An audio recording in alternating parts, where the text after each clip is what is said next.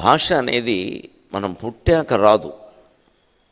అంతకుముందే 9 నెలలు మనం శిక్షణ తీసుకున్నాం తల్లి గర్భంలో. ఈ శిక్షణ మనకి ఆవిడికి కూడా తెలియకుండా జరిగిపోయింది. శిక్షణ ఎప్పుడూ అలాగే ఉండాలి. ఇస్తున్న వ్యక్తికి ఇస్తున్నామని, తీసుకుంటున్న వ్యక్తికి తీసుకుంటున్నామనే స్పృహ ఉండకూడదు. అందుకే ఒత్తిడి. వాళ్ళు కోచింగ్ సెంటర్లో ఆత్మహత్యలు ఎందుకు జరుగుతున్నాయంటే, మేము ఇస్తున్నాం మాకు ర్యాంకులు వస్తాయి అని వీళ్ళు, మేము తీసుకుంటున్నాం మాకు ర్యాంకులు వస్తాయని వీళ్ళు అనుకుంటున్నారు. చివరికి ర్యాంకులు లేవు, ట్యాంకుల్లో పడి చచ్చిపోతున్నారు. ఏ పనైనా అంతే. భగవద్గీత చెప్పింది, నేను చేస్తున్నాను అనే భావన లేకుండా చేయమంటాడు. I'm not doing, it's going on, అంతే. అది జరుగుతోంది, నేనేం చేయడం లేదు. నేను చేస్తున్నాననే భావనే కర్తృత్వ భావన. అదే అహంకారం. ముందు అహం, తర్వాత కారం, అహంకారం. ఆ నేను అనేది వదిలేస్తే అన్నీ అద్భుతంగా ఉంటాయి. ఇంత సృష్టికి మూలం భగవంతుడు. మనందరికీ ఆ విశ్వాసం ఉంది. కానీ ఆయన ఎప్పుడు నేను చేశానని చెప్పలేదు, నేను చేస్తున్నానని చెప్పలేదు. సృష్టికి మూలమైన భగవంతుడికి లేని అహంకారం మనకెందుకు ఉంటుందండి? ఆశ్చర్యం ఇది. నేను చేశా, నేను సాధించా, నేను చూసా, నా అంత వాళ్ళు లేరు, నన్ను పట్టించుకోలేదు, అది కూడా అహంకారమే. పట్టించుకోకపోతే ఏమైంది? పట్టించుకోకపోతేనే సుఖంగా ఉండొచ్చు, హాయిగా మనం ఒక చోట కూర్చుంటాం. పట్టించుకున్నాం అనుకో, వాళ్ళు పట్టించుకుంటారు, మన ఆవదం పట్టించుకోవాలి ఒంటికి ఇక్కడ. ఇక మళ్ళీ వాళ్ళని మనం పట్టించుకోవాలి. ఎవరన్నా మనం పట్టించుకోలేదంటే సంతోషించాలి, మనం కూడా వాళ్ళని పట్టించుకోక్కర్లేదు, గొడవ వదిలిపోయింది, సుఖంగా ఉంటాం జీవితంలో. ఈ పట్టించుకోవడాలు ఇవన్నీ అహంకారాలే. భగవంతుడికి లేదు అహంకారం, మనకెక్కువ. భగవంతుడికి మనకి అడ్డంగా ఉన్నది కూడా అహంకారమే. ఈ అహం తొలగపోతే అది వస్తుంది. దానికి భగవంతుడు భాష ద్వారా అవకాశం కల్పిస్తున్నాడు ప్రతి ఒక్కరికి. తెలుగు వాళ్ళకి కాదు, మరాఠీ వాళ్ళకు కూడా, హిందీ వాళ్ళకు కూడా, అందరికీ వారి వారి మాతృభాష ద్వారా. అది తల్లి గర్భంలో ఉండగానే జరుగుతోంది. పాల బీజిచ్చెనో తెలుగు భారతిలో మురిపాలనిచ్చెనో. నేను మా అమ్మ పేరు మీద చెబుతున్నా, మీ అందరికీ ఇది అనుభవంలో ఉన్న విషయమే. ప్రతి తల్లికి ప్రతి బిడ్డకి అనుభవంలో ఉన్న విషయమే. తెలుగు తల్లులు కేవలం పాలు మాత్రమే ఇవ్వరు, భాషలో ఉండే మురిపాలన్నీ ఇస్తారు. పాలతో పాటుగా మురిపాలు ఇస్తారు. మన భాషలో మురిపాలు ఉన్నాయి, ముద్దులు మురిపాలు అంటారు. ముద్దులు మురిపాలు ఉన్నాయి. ముద్దు మీద కూడా సామెతుంది. ఆ మాట వస్తే ఉద్యోగం బాగా చేసుకుంటాడు. ముద్దు వచ్చినప్పుడే సంకెక్కమన్నారు. చంటి పిల్లాడిని ఎవరన్నా ముద్దు ఎట్టుకున్నప్పుడే సంకెక్కాలి. మళ్ళీ తర్వాత వాడు 7 ఏళ్ళు వచ్చాక ఎక్కించుకోమంటే ఎక్కలేరు. అప్పటికి 70 కేజీలు అయ్యాడు, ఎవడు ఎక్కించుకుంటాడు? ఉద్యోగం సరిగ్గా చేసుకోవచ్చు తెలిస్తే. యజమాని మనని పిలిచి కాస్త స్నేహంగా మాట్లాడినప్పుడే మన అవసరం ఏదో చెప్పేయాలి. సార్ నువ్వు బాగా పనిచేస్తున్నావా, అద్భుతం అన్నప్పుడు, చాలా సంతోషం సార్, ఒక 4 రోజులు సెలవు కావాలి సార్ అని చెప్పాలి. అప్పుడు ఇస్తాడు. అంత సంతోషంగా ఉన్నవాడు కాదని అనలేడు కదా. అందుకని వాడు కోపంగా ఉన్నప్పుడు నువ్వు సరిగ్గా పని చేయట్లేదంటే ఏం చేస్తావు సార్, సెలవు ఇవ్వండి అంటే నీకు మళ్ళీ సెలవు దండగా అంటాడు. ఇదే ముద్దు వచ్చినప్పుడు చంకెక్కడం. అంచేత ముద్దు మురిపాలలో కూడా మనకి సామెతలు ఉన్నాయి, జాతీయాలు ఉన్నాయి. ఇవాళ వేలేనని చెప్పుకుంటాం. అది మనకి జీవితాన్ని నిలబడతాయి. అంచేత పాలతో పాటుగా మన తల్లులు మనకి మురిపాలు కూడా అందించారు. కేలున నుగ్గుబట్టెనో మృగి మదమందున నిగ్గుబట్టెనో. ఉగ్గు పడతారు. ఉగ్గు గిన్నె అని ప్రత్యేకంగా ఉంటుంది, దానికే వాడతారు. మళ్ళీ దాంట్లో ఉప్పు పంచదార వేయరు. ఉగ్గు గిన్నె అంటే ఉగ్గు గిన్నె, అది ప్రత్యేకం. అది మరకత్తిపీట అని ఒకటి ఉంటుంది. వేసవకాలం మామిడికాయ పెట్టడానికి, ఊరకాయ పెట్టడానికి వాడతారు. అది దానికే వాడతారు, ఇంక దేనికి వాడరు. మళ్ళీ పచ్చిమిరపకాయలు తిరగడానికి, ఉల్లిపాయలు తిరగడానికి మరకత్తిపీట వాడరు. అది ఏడాదికి ఒకసారి తీస్తారు. అయినా అటకం మీద ఉండాల్సిందే. పెళ్లిపీట ఉంటుంది, ఇంట్లో పెళ్ళి అయినప్పుడే తీస్తారు. అయినా అటకం మీద అలా పసుపు రాసి పసుపు కొమ్ములు గట్టి పెడతారు. తెలుగు భాషలో అక్షరాలు ఉంటాయి. బండిరా ఉంటుంది, అరసొన్నా ఉంటుంది, అలా ఉంటుంది. అవన్నీ తీసేయకూడదు, అవన్నీ అలా ఉండనియ్యాలి. అవి పెళ్లిపీటలు, అవి పెళ్లిపీటలు లాంటి అక్షరాలు. అవి ఉండాలి, అలాగా తీసేయకూడదు. ఇవాళ దౌర్భాగ్యం తీసేశారు, మీకు తెలియదు, మేము పడుతున్నాం అక్కడ. 56 అక్షరాల్లో 51, 52 ఉన్నాయి. 10 పీకేశారు. ఒత్తులు పలకలేట పిల్లలు. అందుకని ఖచ్చర తప్ప కూడా పీకేయమన్నారు. గని పీకేయండి. నువ్వు పలకలేకపోతే పీకేస్తావా? ఇదివరకు అందరూ నేర్చుకోలేదా? అక్షరాలు తీసేయకూడదండి. మనం వాడినా వాడకపోయినా ప్రాచీన కవులు వాడారు. ఇవాళ ఎన్నో నేను చెప్పబోయే పద్యాల్లో బండిరాలు ఉన్నాయి, అరసున్నాలు ఉన్నాయి. అవన్నీ పైకి కనపడవు, వినపడవు, ఉంటాయి, ఉండాలి. అరసొన్న ఉంటే ఒక అర్థం, లేకపోతే ఒక అర్థం. బండిరా ఉంటే ఒక అర్థం, మామూలురా ఉంటే ఒక అర్థం. ఇన్ని ఉన్నాయి, ఎలా తీసేస్తావు? నీరు అని మామూలుగా రకారు ఉకారములు రాస్తే వాటర్ అని అర్థం. నీరు అని బండిరా రాస్తే కుంపటి మీద పేరుకున్న బూడిద అని అర్థం. ఎలా మార్చేస్తావు నువ్వు? కుంపటి మీద పేరుకున్న బూడిద. కుంపటిలో బొగ్గులు పెట్టి మండించాక అది ఆరిపోయాక బూడిద పేరుకుంటుంది. నిజంగా బూడిదే కదా అని నువ్వు వేలెడితే లోపల నిప్పు ఉంటుంది, ఇంకా చేయగలుగుతుంది. అదే నివురు గప్పిన నిప్పు అంటారు. ఒక్కొక్కరిలో మహాప్రతిభ ఉంటుంది, బయటపడదు. వాళ్ళకే ఏదో ఇష్టం ఉండదు. మంచి పాట పాడగలిగిన వాళ్ళు ఉంటారు, పాడరు, వాళ్ళకి ఇష్టం లేదు. అదే నివురు గప్పిన నిప్పు. ఆవిడ పైకి పాడరు కానండి, చాలా మంచి పాట. ఎందుకంటే ఎవరో ఆత్మీయులైన స్నేహితురాలు ఎవరో వచ్చినప్పుడు పాడతారు. ఆ స్నేహితురాలు ఊరంతా టమకేసిస్తుంది. ఇప్పుడు గొప్పగా పాడుతుందండి, పాడమంటే పాడదండి, నాకు 10 మందిలో పాడడం ఇబ్బంది అండి. ఆవిడకి ఏదో ఆవిడ భావాలు ఆవిడకున్నాయి, తప్పేం లేదు అందులో. అందరూ వేదికల మీద పాడాల్సిన పనేం లేదు. ఇక్కడ ఇంట్లో పూజా మందిరంలో ఎవరు పాటలు పాడుతున్నామండి? ఇలా ఒకటి తిప్పేసి వెళ్ళిపోతున్నాం, అక్కడి నుంచి పారిపోతున్నాం. అక్కడ ఓ పాట పాడేవా? లేదు. వినేవాళ్ళు ఎవరు ఉన్నారు? వింటున్న వాళ్ళు ఎవరు? బొమ్మలా? అవంతా అమ్మవారమ్మ. బొమ్మలని ఎలా అంటారు? అపశకునపు మాట. బొమ్మలైతే అక్కడ ఎందుకండి, అవతల బారేయచ్చు కదా. బొమ్మలైతే బొమ్మల కొలువులో ఉండాలి, షోరూంలో ఉండాలి. పూజా రూములో మందిరంలో ఎందుకుంటాయి? అదంతా అమ్మవారి యొక్క స్వరూపం. అమ్మవారే వచ్చి అక్కడ ఉంది అనుకుని మనం భావించాలి. పాట ఆవిడ కోసం పాడాలి. వేదిక మీద ఎవరి కోసమో పాడటం ఏంటి? నువ్వు అమ్మవారి కోసం పాడితే నీకు ఏ వేదికలు ఇవ్వాలో, ఏ సన్మానాలు చేయించాలో, ఏ గౌరవాలు జరగాలో అన్నీ ఆవిడ చూసుకుంటుంది. మనం చెప్పక్కర్లేదు. ఇక్కడ ఏ గౌరవం మీద, ఏ తల్లి కరుణ మీద నేను ఇంత దూరం వచ్చాను ఇక్కడికి? ఆ తల్లి తీసుకొచ్చిందమ్మా, అమ్మవారు తీసుకొచ్చింది. మనం ఎంత? మన ప్రతిభ ఎంత? నాలాగా చెప్పేవాళ్ళు ఎంతమంది లేరు. నేనే ఎందుకు వచ్చా? పైగా ఒక కార్యక్రమం కోసం 4 పెట్టారు ఏకంగా. ఎందుకు పెట్టారు? అభిమానం ఉండబట్టే కదా, అవసరం ఉండబట్టే కదా. మళ్ళీ రారు, పెట్టేద్దాం. ఇదంతా ఎవరు చేస్తున్నారు? కార్యకర్తలు. నేను కాదండి. పైన ఒక ఆవిడ ఉంది, శ్రీమాత శ్రీ మహారాజ్ఞి శ్రీమత్ సింహాసనేశ్వరి. తన భక్తుల గురించి ఆవిడ చూసుకుంటుంది. వీడు ఎవరూ లేనప్పుడు కూడా నా దగ్గర కూడా ఓ చెక్క బొమ్మ మా ఇంట్లో వేలాడుతూ ఉంటే, పడగదిలో పైన ఉంటుందో చెక్క బొమ్మ. అమ్మవారు ఇలా నిలబడి శూలం పట్టుకుంటుంది. ఆ ఒక్క బొమ్మ మీద నేను 160 పద్యాలు అన్నమ్మా. 160 పద్యాలు వెళ్ళాను నేను. 160. ఆ పద్యాల్లో సగం కూడా జనంలోకి వెళ్ళలేదు. అక్కర్లేదు, ఆవిడకి తెలుసు, నాకు తెలుసు. ఎప్పుడో దానికి సంబంధించిన సందర్భం వస్తుంది, ఓ పద్యం వస్తుంది అంతే. ఆవిడకి తెలుసు. ఇది భక్తి, ఇది కలిగి ఉండాలి మనం. అప్పుడు వాడిని ఏ లోకాలు తిప్పాలో, ఏం చేయాలో అని ఆవిడ చూసుకుంటుంది.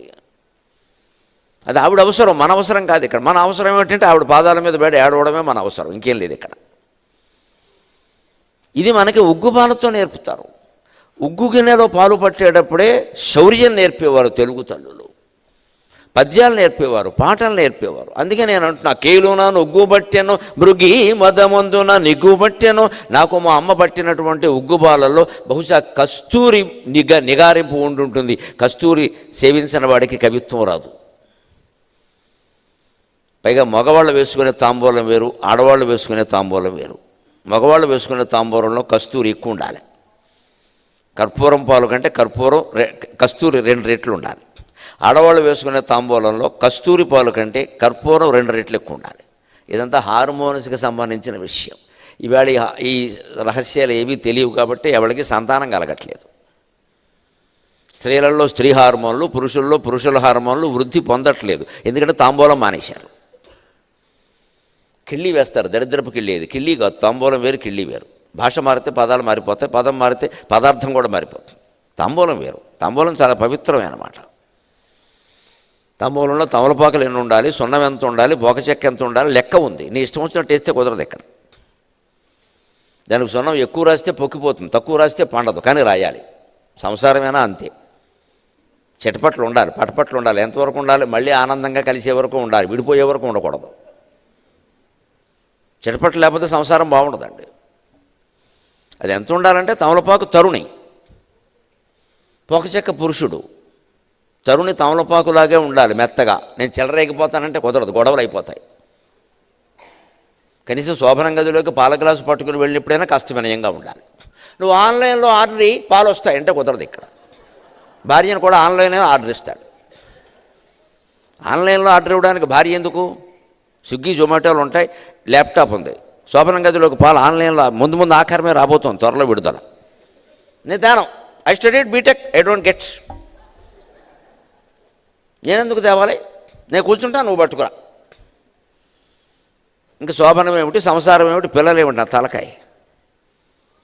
అక్కడ పనికిరావు పౌరుషాలు. ఇక్కడ లక్ష్మీదేవి అయినా విష్ణుమూర్తి గదిలోకి పాలు పెట్టుకుని వెళ్లాల్సిందే. నేను లక్ష్మీదేవిని అంటే కుదరదు. తమలపాకులా ఉండాలి తరుణి. పురుషుడు పోక చెక్కలా ఉండాలి, దిట్టంగా ఉండాలి, గట్టిగా ఉండాలి, కానీ ఆరోగ్యానికి మేలు చేసేవాడై ఉండాలి. ఈ దిట్టతనం గట్టితనం గొడవలు పెట్టుకోవడానికి, కొట్టడానికి, తిట్టడానికి, తాగి తందనాలాడడానికి కాదు.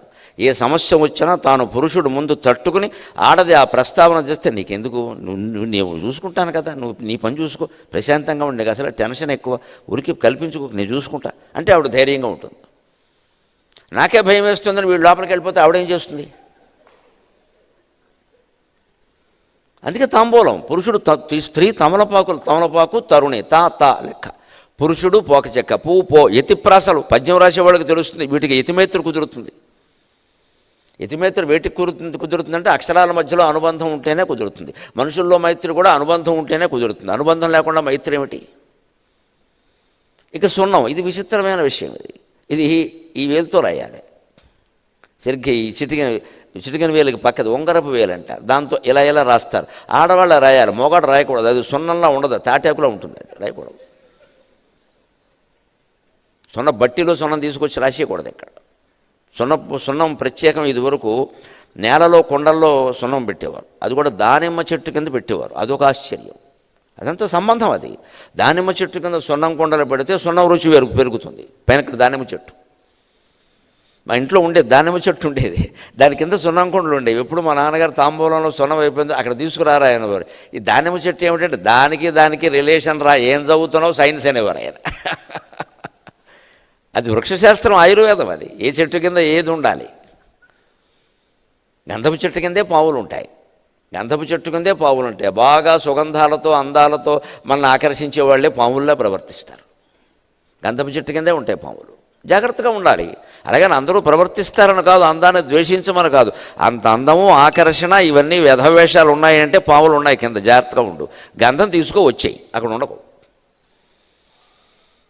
అంటే దానిమ్మ చెట్టు కింద సున్నం పెట్టేవారు. అది పట్టుకొచ్చి ఎంత రాయాలి? ఈ 4 ఆకుల్ని ఆ తొడిమలు తీసేసి, ఈ ముచ్చికలు తీసేసి, తొడిమలు తీసేసి, ఇలా ఊరికే ఈ వేలుతో కొద్దిగా ఇలా రాసి, మధ్యలో ఈనెలు కూడా జాగ్రత్తగా తీసేసి, అప్పుడు ఈ సున్నం రాస్తే సరిగ్గా అది పండుతుంది. పైగా ఆడవాళ్ళు చాలా తెలివైన వాళ్ళు. వీళ్ళు తాంబూలం రాసేది వీళ్ళే, ఇచ్చేది వీళ్ళే. పండకపోతే నా మీద ప్రేమ లేదు, అందుకే పండలేదు. ఇప్పుడు వాడేం చేయాలి? నీ మీద ప్రేమకి తాంబూలం పండడానికి లింక్ పెడితే నేనేం చేయను? ఇక్కడ అది పండలేదు. అదో పెట్టారు, భార్య మీద ప్రేమ అంటే తాంబూలం పండుతుంది.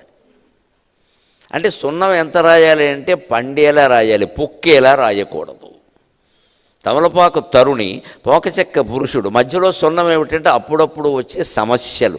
సున్నం ఘాటుగా ఉంటుంది, సమస్యలు కూడా ఘాటుగానే ఉంటాయి. అవి ఆ సమస్యలను ఎంతవరకు మనం ఎలా డీల్ చేయాలి, ఎలా నిర్వహించాలి అంటే పండేలా నిర్వహించాలి, పొక్కేలా నిర్వహించకూడదు. అంటే సమస్యల గురించి అస్తమానం ఆలోచిస్తూ చర్చిస్తూ ఉంటే పొక్కిపోతుంది సంసారం.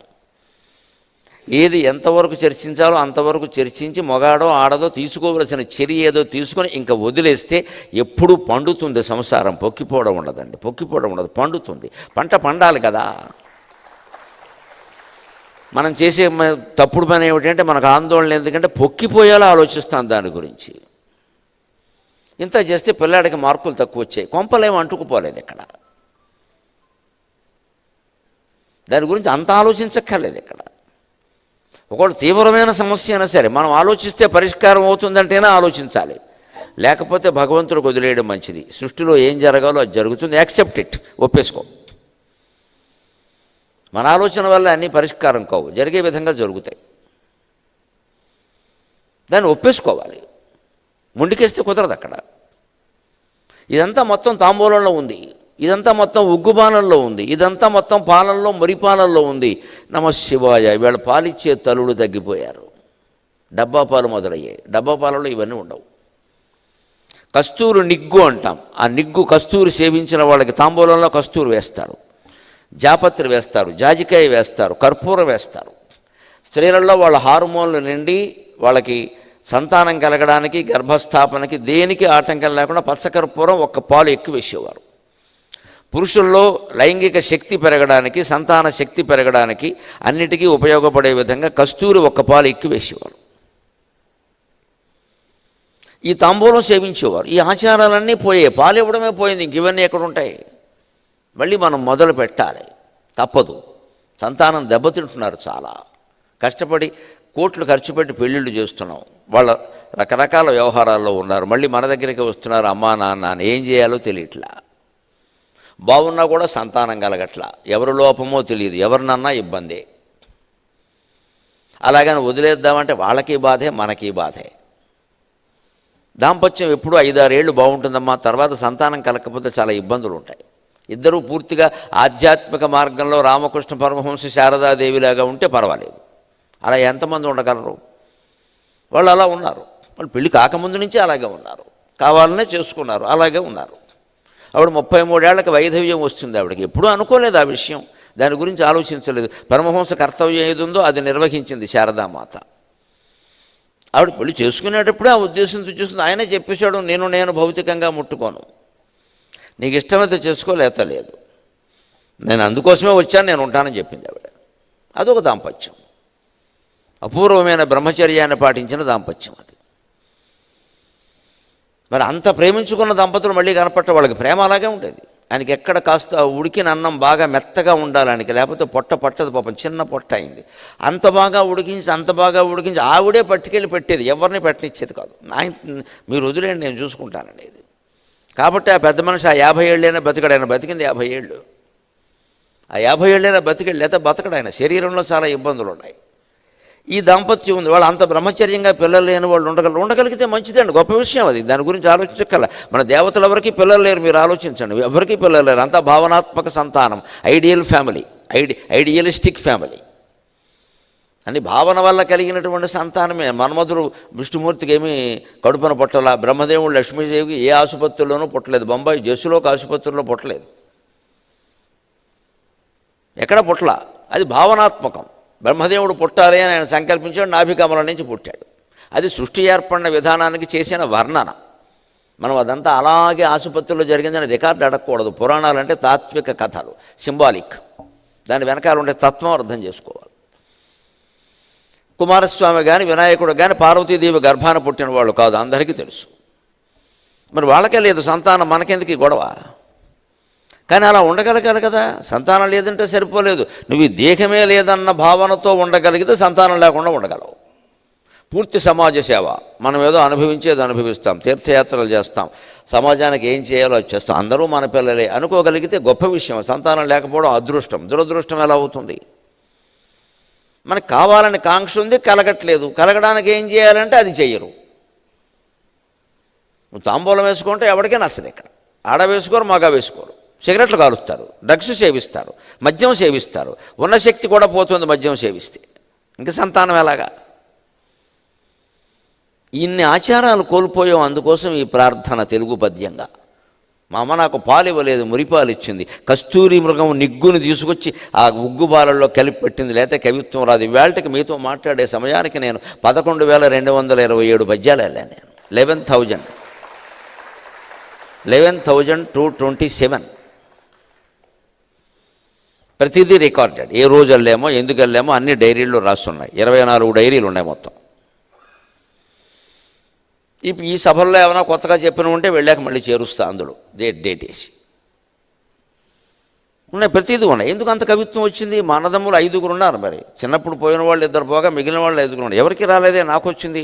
మా పూర్వజన్మ సుకృతం, అదృష్టం. శివుడు జప చేస్తే కవిత్వం వస్తుందంటారు. పూర్వజన్మలో శివారాధన బాగా చేసి ఉంటాను నేను, అది నాకు వచ్చింది. అంతేకాదు, లాలలు బోసెనో సుఖవిలాలిత భోగి ఫలాలు బోసెనో. భోగి పండుగ నాడు భోగిపళ్ళు పోస్తారు, పండితుల్ని పిలిపిస్తారు. మొత్తైదువులను మాత్రమే కాదు, పండితుల్ని పిలిపిస్తారు. మా వాడిని ఎత్తిన 4 భోగిపళ్ళు 5 పైసలు బిళ్ళ పెట్టి వేయండి, మీకున్న కవిత్వం వాడికి వస్తుంది, మీకున్న పాండిత్యం వాడికి వస్తుంది. ఇవాళ అది మానేశారు, ఎవరిని పిలవరు, ఊరికే షో కోసం చేస్తారు పేరంటారు. ఇక్కడ దాన్ని భోగిపండు తీస్తుంటే వీడియో వాడిని రమ్మన్నాం. పండు వీడియోలో పడాలి. ఈవిడ వేస్తే పడాలి, ఆయన వేస్తే పడాలి, వీళ్ళందరూ పడతారు. వాడు బతుకు కూడా గోతులో పడుతుంది. ఒక పండితుడు రాడు, ఒక కవి రాడు, ఒక బ్రాహ్మణుడు రాడు, కనీసం ఒక పురోహితుడు రాడు. దేవుడు ఎక్కడి నుంచి వస్తాడు బ్రాహ్మడు పురోహితుడు లేకుండా? వాడు దానికి ప్రతినిధులు కదా. వాళ్ళని మనం రానియ్యం. అక్కడ క్యాస్ట్ ఫీలింగ్ మళ్ళీ ఇక్కడ. ఆయన వచ్చి మంత్రపూర్వకంగా ఇందాక వస్తుంటే వేదం వినిపిస్తే నాకు పరమానందమైంది. యో వేదాదౌ స్వర ప్రోక్తో వేదాంతే చ ప్రతిష్ఠిత తస్య ప్రకృతి లీనస్య యః పరస్స మహేశ్వరః. మొత్తం 4 వేదాల సారం ఆ ఒక్క శ్లోకంలో ఉంది. నాకు వస్తుంటే అవి వినపడగానే ఏం పవిత్రమైన వాతావరణంలో అనుకున్నాను నేను. మనిషి పాడని రికార్డు పాడని వేదం వేదమేనమ్మా, దాన్ని ఎలా తగ్గిస్తారు మీరు? ఆ వేదం ఇవాళ వినపడుతోందా? భోగి పండుగ నాడు వినపడేది. వేద పండితులను పిలిచేవారు. వాళ్ళ వంశంలోనే ఎవరైనా కవులు పండితులు ఉంటే పిలిచేవారు. మీరు ఆశీర్వదించండి, మా వాడికి కాస్త కవిత్వం వస్తుంది. ఇప్పుడు అలా లేదు, కవిత్వం ఎవరికి ఎక్కాలి. మా వాడు సాఫ్ట్వేర్ అవ్వాలి, 6 lakhs ప్యాకేజ్ అవ్వాలి, వెళ్ళవగానే విడాకులు అయిపోవాలి. ఈ ప్యాకేజీ అందుకే. ఇంత ప్యాకేజీ లేకపోతే విడాకులు అవ్వవు. మా వాడు కోటీశ్వరుడు అయిపోవాలి, విల్లాలు కొనేయాలి, విలవిల్లాడిపోవాలి. ఇది మన ఆశలు. ఇవి వీటికి ముందు అడ్డుకట్ట వెయ్యాలి. అదే వ్యక్తిత్వ వికాసం. వాళ్ళు పిల్లలు కోటీశ్వరులు అవుతున్నారు, ప్యాకేజీలు ఉన్నాయి, కానీ కింద చాలా లీకేజీ ఉంది, మనకి తెలియట్లా. వాడు చచ్చిపోతున్నాడు గుండెల్లో, గుండెపోటు ఒకటే రాలేదు, అన్నీ వచ్చేసాయి యువతరానికి. 30 ఏళ్లకే షుగరు, బీపీ, బట్టతలలు. ఏం కర్మండి మొగాళ్ళకి బట్టతల? ఎప్పుడు రావాలమ్మా బట్టతల? 45 ఏళ్ళు దాటాక, 50 ఏళ్ళు దాటాక, 25 ఏళ్ళకు వస్తున్నాయి గుండెపోట్లు వస్తున్నాయి. బట్టతల వదిలే ఏదో సర్దుకుంటాం, గుండెపోటు వస్తుంది. షుగరు బీపీ ఏమిటండి 25 ఏళ్ల వాడికి, అమ్మాయిలకి అబ్బాయిలకి? ఏంటిది? భయాలు, ఆందోళనలు, అత్యాశలు, దురాశలు. ఇలా ఉద్యోగంలో చేరగానే ప్రమోషన్ వచ్చేయాలి. అబ్బా, మోషన్ అవ్వట్లేదు సమయానికి, ప్రమోషన్ ఎలా వస్తుందండి?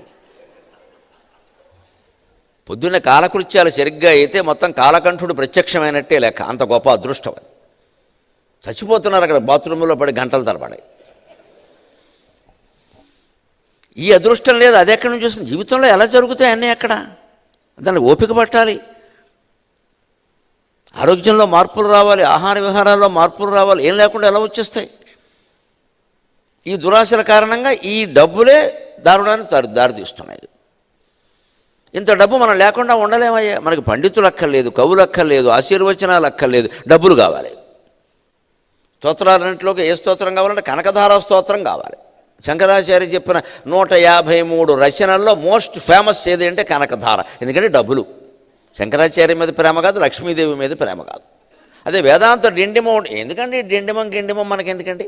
అది వేదాంతం. మరి దానివల్ల డబ్బులు రావు, జ్ఞానం వస్తుంది. జ్ఞానం ఎవడికి ఎక్కల, డబ్బులు వస్తాయండి. ఎన్ని రోజులు చదవాలండి? మడిగట్టుకోవాలా, తడిగట్టుకోవాలా? ఓ దడిగట్టుకో, ఎవడొద్దన్నాడు ఎక్కడ?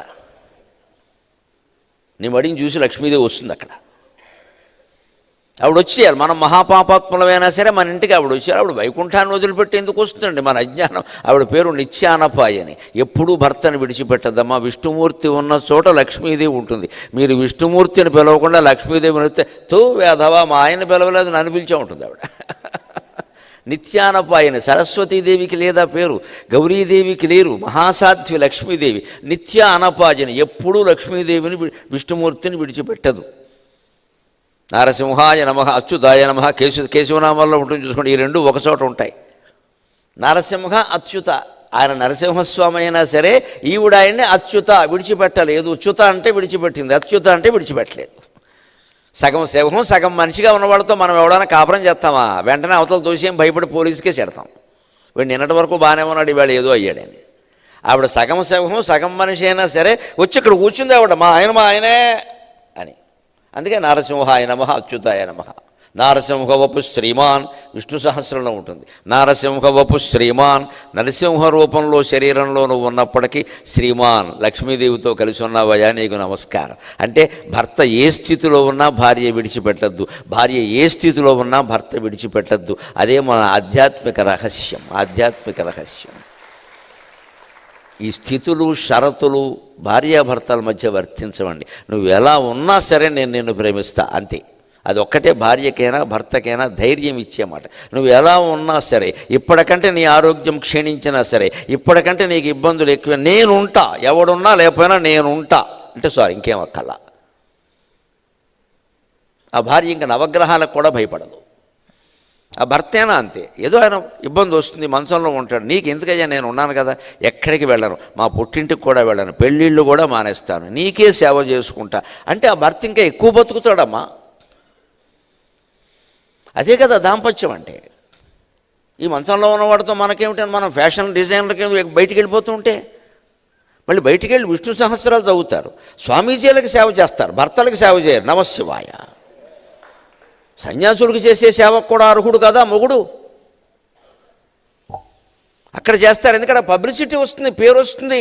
ఆయనకి ఇప్పుడు చాలా అనుంగ శిష్యురాలు అంటాడు ఇక్కడ. అది కావాలి మనకి. భర్తకు భార్య అంటే పేరు పేపర్లో రాదు కదా, విడిపోతే వస్తుంది, కలిసి ఉంటే రాదుగా. విడిపోతే కూడా అందరివి రాదు. మనకి పేపర్లో రావడం కావాలి, పబ్లిసిటీ కావాలి. సంసారం జీవితం ప్రశాంతంగా నడవడం కాదు మనకి. We want fame. అది డిఫేమ్ అయినా పర్వాలా, ఫేమ్ అయిపోవాలి. ఇందుకనే పాడవుతున్నాయి. అందుకు సాహిత్యం అవసరం. ఇది ఏ రకమైన వ్యక్తిత్వ వికాసం? ఇది దెబ్బలాడుకోవడం, విడిపోవడం, ఇవన్నీ సంతానం ముందు కేవలం డబ్బు డబ్బు డబ్బు డబ్బు, హోదా, లేకపోతే మదపిచ్చి, కొందరికి ఎదవ పిచ్చి. ఎంతకాలమైనా తీరదది, ఎన్నేళ్ళు వచ్చినా. వీళ్ళు కాకపోతే వాళ్ళు, వాళ్ళు కాకపోతే వీళ్ళు. ఎంతకాలం ఇది? ఎక్కడో ఓ చోట చుక్క పెట్టద్దా ఈ దరిద్రానికి? పెట్టలేకపోతే జీవితం అంతా అంతే. వీటికి సమాధానం వ్యక్తిత్వ వికాసం. అంతేగాని ఊరికి వ్యక్తిత్వ వికాసం అనగానే పర్సనాలిటీ డెవలప్మెంట్ అనే పేరు ఎప్పుడైతే వచ్చిందో అది వేరుగా మారిపోయిందమ్మా. రమణ గారు కరెక్ట్గా చెప్పారు. చాలా ఇందాక ఆయన కూడా చెప్పారు కదా, కాదే అధ్యక్షులు కరెక్ట్, సరిగ్గా చెప్పారు. అది పర్సనాలిటీ డెవలప్మెంట్ అనగానే దాని దృష్టి మారిపోయింది. నేను చెప్పేది పర్సనాలిటీ డెవలప్మెంట్ కాదు, వ్యక్తిత్వ వికాసం. వ్యాపిని వివిధ ఆకారా విద్యా విద్యాస్వరూపిణి మహాకామేశనయన కుముద ఆహ్లాద కౌముది. అమ్మవారి ప్రపంచంగా వ్యక్తం అవ్వడం కావడంగా ఏ వ్యక్తిత్వం వికసించిందో ఆ వ్యక్తిత్వం మీ అందరిలో 2 గంటల్లో వికసింపజేసే పూచి నాది ఖచ్చితంగా.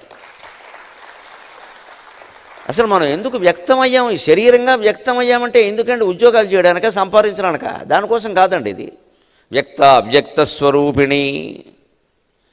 వ్యక్తము ఆవిడే, అవ్యక్తము ఆవిడే. అవ్యక్తంగా ఉండడంలో కూడా ఆనందం ఉండబట్టే కదా అమ్మవారు అవ్యక్తంగా ఉంది. తర్వాత లలితాదేవిగా వ్యక్తమైంది. మనం కూడా వ్యక్తమైన అవ్యక్తమైన ఆనందంగానే ఉండాలి. 10 మందిలో ఉన్నప్పటికీ, ఒక్కరమే లోపల ఉన్నప్పటికీ ఆనందంగానే ఉండాలి. నేను ఒక్కళ్ళని కూర్చోలేను, నాకేమీ తోచదు, నలుగురు లేకపోతే అదో వ్యాధి. డాక్టర్కి చూపించుకో, మందులు రాస్తారు. ఎందుకు తోచట్లా? ఎవరినో కెలకాలి, వాడి చేత కెలికించుకోవాలి, నానా గొడవ పడాలి. ఇక్కడ ప్రశాంతంగా ఉండలేమా? నేనెవరు నేనెవరు నేనెవరు అని లోపలికి ఆలోచించండి. తోచకపోవడం ఉండదమ్మా, వ్యాపరింగ్ వచ్చేస్తుంది. అయిపోయి సత్యం సత్యం ఇంత ఘోరంగా ఉంటుందా? సత్యం ఈ శరీరం నేను కాదా, మనస్సు నేను కాదా, బుద్ధి నేను కాదా, ఈ ఊగుతున్న చేతులు, కూర్చున్న కాళ్ళు, ఈ పొందుతున్న సన్మానాలు, ధరించిన హారాలు, ఇవేవి నేను కాదా? మరి వాటామాయి హూయామాయి? ఇది చాలా తీవ్రమైన ప్రశ్న. ఇది అది తేలిపోవాలి. అది తేలినప్పుడు ఎన్ని తేలినా ఒకటే.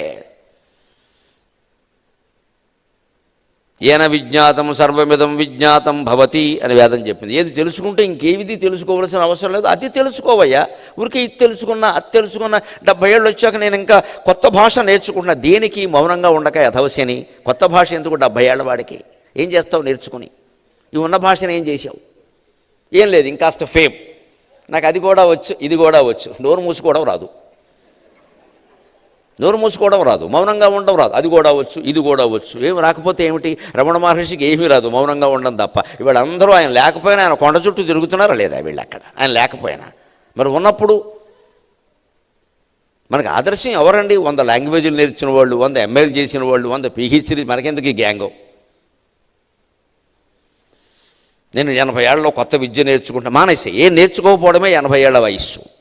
న కుర్యాత్ న విజానీయాత్ సర్వం బ్రహ్మేత్యనుస్మరణ యథాసుఖం తథా తిష్ఠేత్ ఇది వేదాంత డిండిమగ. శంకరాచార్య చెప్పిన మాట. ఇంకేం చేయొద్దు, ఏం తెలుసుకోవద్దు, మొత్తం అంతా ఒకే స్వరూపం, ఆ ఒక్కటే నేను అన్న భావనతో నువ్వు ఎక్కడున్నావో అక్కడే ఉండు, పరమానందంగా ఉంటావని చెప్పారు. అది 80 ఏళ్ళ వాళ్ళు చేయాల్సిన పని. ఇంకా కుట్లు, అల్లికలు నేర్చుకోవడం, అప్పడాలు, ఒడియాలు పెట్టడం దేనికిది? ఆదాయం లేకపోతే వేరే విషయం. ఆదాయానికి లోటు లేనప్పుడు ఈ పనులు చేయకూడదు. ఇంకా కొత్తదేదో నేర్చుకుంటున్నా, మా మనవరాలతో పోటీ పడుతున్నా, నీకెందుకు ఈ కర్మ?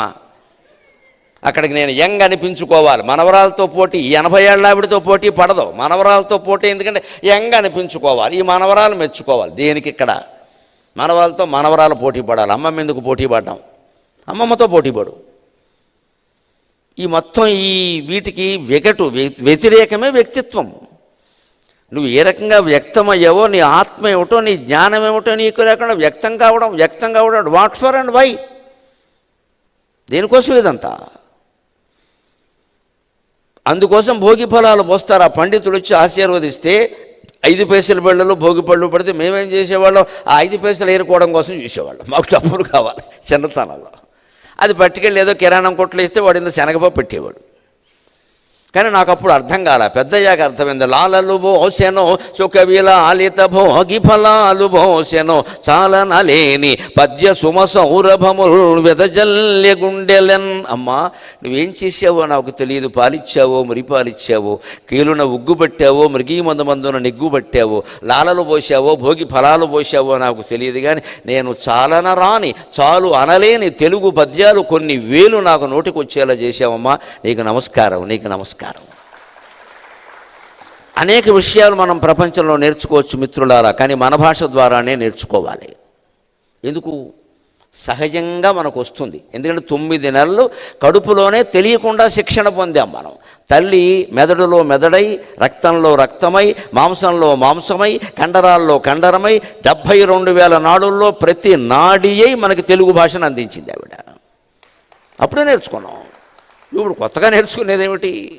ఆ భాషకు అక్షరాలు నేర్చుకుంటున్నావు, ఆ అక్షరాలతో ఏర్పడిన పదాలు నేర్చుకుంటున్నావు, పదాలతో ఏర్పడిన వాక్యాలు నేర్చుకుంటున్నావు, వాక్యానికి అలంకారాలు వద్ది కవిత్వాన్ని నేర్చుకుంటున్నావు. ఇది అంతా ఎక్స్టెన్షన్ ప్రోగ్రాం, విస్తరణ జరుగుతుంది. కానీ విస్తరాకు లోపలే పడింది. కడుపులో ఉన్నప్పుడే విస్తరాకు వేశారు. ఇదంతా విస్తరణ గురించి ఆనందిస్తాం. మన మూలమేమిటి? అందుకని మాతృభాషలో విద్య అనేది నేను మహారాష్ట్రలో మాట్లాడవలసిన అవసరం లేదు, ఉపయోగం లేదు. ఈవేళ 2 తెలుగు రాష్ట్రాల్లో మాట్లాడాల్సిన మాట. కానీ ఇదిగో నా ఎదురుగా ఉన్న మహత్తరమైన యంత్రం కారణంగా ఇది తెల్లారేసరికి 4 రోజుల్లో ప్రపంచమంతా వెళుతుంది కాబట్టి మాట్లాడుతున్నాను నేను. ఖచ్చితంగా వెళుతుంది. మన భాషలోనే నేర్చుకోవాలి. ఎందుకని? ఎగిరి గంతులు వేయు ఎలలేడినడుగుమా ఇంత దూకుడు నీకు నేలననుసు. ఒక అవధానంలో తెలుగు మాధ్యమమే ఎందుకు ఉండాలి, ఇతర మాధ్యమాలు ఎందుకు పనికిరావు, తెలుగు మాధ్యమంలో నేర్చుకుంటే ప్రయోజనం ఏమిటో చెప్పండి అంటే ఆశువుగా చెప్పిన పద్యం ఇది. ఎగిరి గంతులు వేయు ఎలలేడినడుగుమా ఇంత దూకుడు నీకు నేలననుసు. కొమ్మ వీణను మీటు కోకిల నడుగుమా ఎవరో సంగిరి పాట చివురులనుసు. కొమ్మ వీణను మీటు కోకిల నడుగుమా ఎవరో సంగిరి పాట చివురులనుచు. అడుగు జాడలు లేని ఆ పిట్ట నడుగుమా ఏ దారిలో నీవు పోదువనుచు. అడుగు జాడలు లేని ఆ పిట్టనడుగుమా ఏ దారిలో నీవు పోదువనుచు. శిఖరమ్ము వీడ్కొన్న సెలయేటి నడుగుమా క్రిందికే గుట ఏమి అందమనుచు. శిఖరమ్ము వీడ్కొన్న సెలయేటి నడుగుమా క్రిందికే గుట ఏమి అందమనుచు. తల్లి చూపినట్టి దారిలో సాగిన సహజ సిద్ధమౌను జన్మఫలము. తల్లి చూపినట్టి దారిలో సాగిన సహజ సిద్ధమౌను జన్మఫలము. తల్లి భాషలోనే ఎల్ల విద్యలు నేర్వ, తల్లి భాషలోనే ఎల్ల విద్యలు నేర్వ. వంటబట్టు సిరుల నింటబెట్టు. లేడికి 4 కాళ్ళు ఉంటాయి, కానీ విచిత్రం, మీరు దూకేటప్పుడు 4 కాళ్ళు ఒక దగ్గరికి చేర్చి దూకుతుంది. 4 విడిగా పెట్టి దూకదు. అలా దూకితే దూకలేదు. దానికి భగవంతుడు నేర్పాడు ఆ విషయం. ఎక్కడ కోచింగ్ సెంటర్ లేవు. 4 కాళ్ళు దగ్గర పెట్టి దూకుతుంది. లేడు దూకేటప్పుడు కూడా మీరు టీవీలోనైనా చూడండి, అలా విడిగా దూకలేదు. 4 దగ్గర పెట్టి చెంగు చెంగు చెంగు చెంగు చెంగున దూకడం అంటే అది. అలాగైతే కానీ దూకలేదు. దానికి ఎవరు చెప్పారు? వాళ్ళ అమ్మ చెప్పింది. మనకి మన భాషే చెబుతుంది. మీ అమ్మగారు మీకున్నారు, మా అమ్మగారు మాకున్నారు. మనందరికీ ఉన్న తల్లి, తెలుగు భాష. గంతులేసే లేడికి నీకెవరు నేర్పారు ఈ దూకుడు అంటే, మా అమ్మ నేర్పింది, నాకేం తెలుసు ఉంటుంది. కొమ్మ వీణను మీటు కోకిల నడుగుమా ఎవరు సంగిరి పాట చివురులనుచు. కొమ్మ మీద కూర్చుని కోకిల అద్భుతంగా పాడుతుంది. మామిడి చెట్టు కొమ్మ మీద కూర్చుంటే దానికి ఎంత టేస్టో. ఇంకో చెట్టు మీద కూర్చోదు, అది కూర్చున్నా పాడదాం. మామిడి కొమ్మ మీద కూర్చుని ఇక ఈ సీజన్లో ఈ శిశిర ఋతువు నుంచి మొదలవుతుంది. ఇంకా ఉగాది నుంచి 4 నెలలు దంచేస్తుంది పాటలేదు. 10 మాసాలు మౌనంగా ఉంటుంది, 2 నెలలు పాట పాడుతుంది కోకిల వసంత ఋతువులో మాత్రమే. గమనించండి, మౌనం వల్ల మాటకి శక్తి పెరుగుతుంది, ధ్యానం వల్ల మాటకి ఆకర్షణ పెరుగుతుంది. మన మాటకి శక్తి పెరగాలంటే మాట్లాడే సమయం తప్పనిసరి సమయంలో మిగిలినప్పుడు అంతా మౌనంగా ఉండాలి. మన మాటకు ఆకర్షణ కూడా పెరిగి 10 మంది మన మాటలు వినాలి అంటే ధ్యానం కూడా చేయాలి, ఏకాంతంగా చేయాలి, అర్ధరాత్రి కూడా లేచి చేయాలి. ఆ మూలంలోకి వెడితే తప్ప ఆకర్షణ శక్తి కలగదు. సమాజానికి అవసరం అని మనం అనుకుంటే, లేదండి నా గొడవేదో నాది అంటే పర్వాలేదు, నీకు ధ్యానం వద్దు, మౌనంగా ఉండు చాలు. అది 10 మందికి ఉపయోగపడాలి. ఈ ధ్యానంతో నేను ఎంత ఆనందంగా ఉన్నాను, వాళ్ళు కూడా ఉండాలి కదా అంటే ధ్యానం చేయాలి. నువ్వు ధ్యానం చేయకుండా నీకు ఆ శక్తి రాదు. అది 10 మందిని వశం చేసుకోలేదు. ఆ వశం చేసుకోవడం మన స్వార్థ ప్రయోజనాల కోసం కాదు, జనం కోసం, జ్ఞానం కోసం. కోకిల 10 నెలలు మౌనంగా ఉంటుంది, 2 నెలలే పాట పాడుతుంది. వసంత ఋతువు చైత్ర మాసం, వైశాఖ మాసం. ఈ 2 నెలలు దాని పాటకున్న విలువ మరే పిట్ట పాటకి లేదండి. ఇంకేం పిట్టలు పాట పాడవా? బోల్డ్ పిట్టలు ఉన్నాయి. కోకిలకి ఎందుకు వచ్చింది? మాధుర్యం. పోనీ అది తినే ఆహారం ఏమైనా స్వీటా? దీనిళ్ళు బంగారంగాను. చిగురాకులు తింటుంది, ఆకు ముదిరితే తిందో, మామిడి పళ్ళు తిందో, మామిడి పిందెలు తిందో, ఆవకాయ పచ్చడి అసలే తిందో. చిగురాకులు అవి చేదుగా ఉంటాయి. చిగురాకులు మీరు తిని చూడండి, మామిడి చిగుళ్ళు కూడా చేదుగానే ఉంటాయి. చేదు చిగురాకులు తిని తీయగా పాట పాడటం ఏంటండి? సృష్టి విలాసానికి ఇంతకంటే ఏమన్నా ఉదాహరణ కావాలా? గడ్డి తిని ఆవు పాలిస్తోంది, ఆ పాలు తాగిన పాము విషం గక్కుతోంది. మనుషుల స్వభావాలు కూడా అంతే. ఆహారాన్ని బట్టి అన్నీ ఉంటాయనుకోవడం పొరపాటు. భౌతిక విషయాలు ఉంటాయి, మానసిక విషయాలు ఉండవు. నువ్వేం తిన్నా నీ మనస్సు మంచిదైతే అన్నీ మంచి జరుగుతాయి, లోకానికి ఇబ్బంది ఏం లేదు. అంత తిండి మీద అంత రీసెర్చ్ చేయాల్సిన పనేం లేదు, అది అంత ముఖ్యం కాదు. ఏదో జానుడు పొట్ట మీద జరిగిన రీసెర్చ్ 14 బ్రహ్మాండాల మీద జరగలేదు. ఎక్కడ పత్రికల్లో చూసినా ప్రతిరోజు ఆహారం గురించిన వ్యాసం. చచ్చిపోతున్నారు ఎక్కడ. ఎంత తింటారో తెలియదు, ఏం తింటారో తెలియదు ఎక్కడ. అసలు తినేవాడిని తినవట్లేదు. ఏదో కాస్త ఉప్పు కారాలు సరిగ్గా వేసి ఒక కూర పచ్చలో తిని పడుకుంటే అయిపోయింది కదండి. దీనికి ఇన్ని నిబంధనలు అవసరమా? ఇది ఇన్ని కెలోరీలు, అది ఎన్ని కెలోరీలు, ఇది ఇంత బరువు, ఇన్ని లెక్కెట్టుకుంటే మనం తినగలమా? చచ్చూరుకుంటాం ఇక్కడ. 2 ఇడ్లీ పెట్టగానే తింటాం, కానీ ఇడ్లీ ఎంత బరువు, నేనెంత బరువు అని మెషినట్టు చూసుకుని తింటాం. యథో కర్మ. తినేవాడిని తిన్నవరు, బడికి మాట్లాడేవాడిని మాట్లాడినవారు, చదివేవాడిని చదవరు, అన్నీ చెప్పేవాళ్ళు తయారైపోయారు. ఆహారం గురించి అంత భయపెట్టాలా మనుషుల్ని? అంత అవసరమా అది? ఏ ఆహారం తిన్నా నీ మనస్తత్వం ముఖ్యం. ఇక్కడ నీ మనస్తత్వం మార్చే ఆహారం ఉంటే మానై, నీకే తెలిసిపోతుంది అది. ఉప్పు కారం లేకపోతే రుచే ఉండదు. లేదని ఎలా చెప్తారండి? వద్దని, ఎక్కువ వేసుకోవద్దని చెప్పాలి. అసలే వద్దు, తగ్గించేయండి. ఎలాగా? మనం తగ్గించమంటే మొత్తం మానేసే రకం మనం. ఉప్పు ఎక్కువ ఎవడైనా బుద్ధి ఉన్నవాడు ఎవడు ఉప్పు వేసుకోడు, చస్తాడు తినలేక. ఉప్పు కషాయం ఎలా తింటాడో? ఉప్పు ఎక్కువ వేసుకోవద్దని చెప్పక్కర్లేదు ఎవరికి, అసలు వేసుకోరు ఎవరు, అది సాధ్యం కాదు. అంత భయపెట్టక్కర్లేదు జనం గురించి. మన మనస్తత్వం గురించి మనం ఆలోచించాం అసలు. ఆ మనస్సు చాలా ముఖ్యం. అది చేదు తింటోంది, తీయని పాట పాడుతోంది. ఆవు గడ్డి తింటోంది, పాలు ఇస్తోంది. ఆ పాలు తాగిన పాము విషం కక్కుతుంది.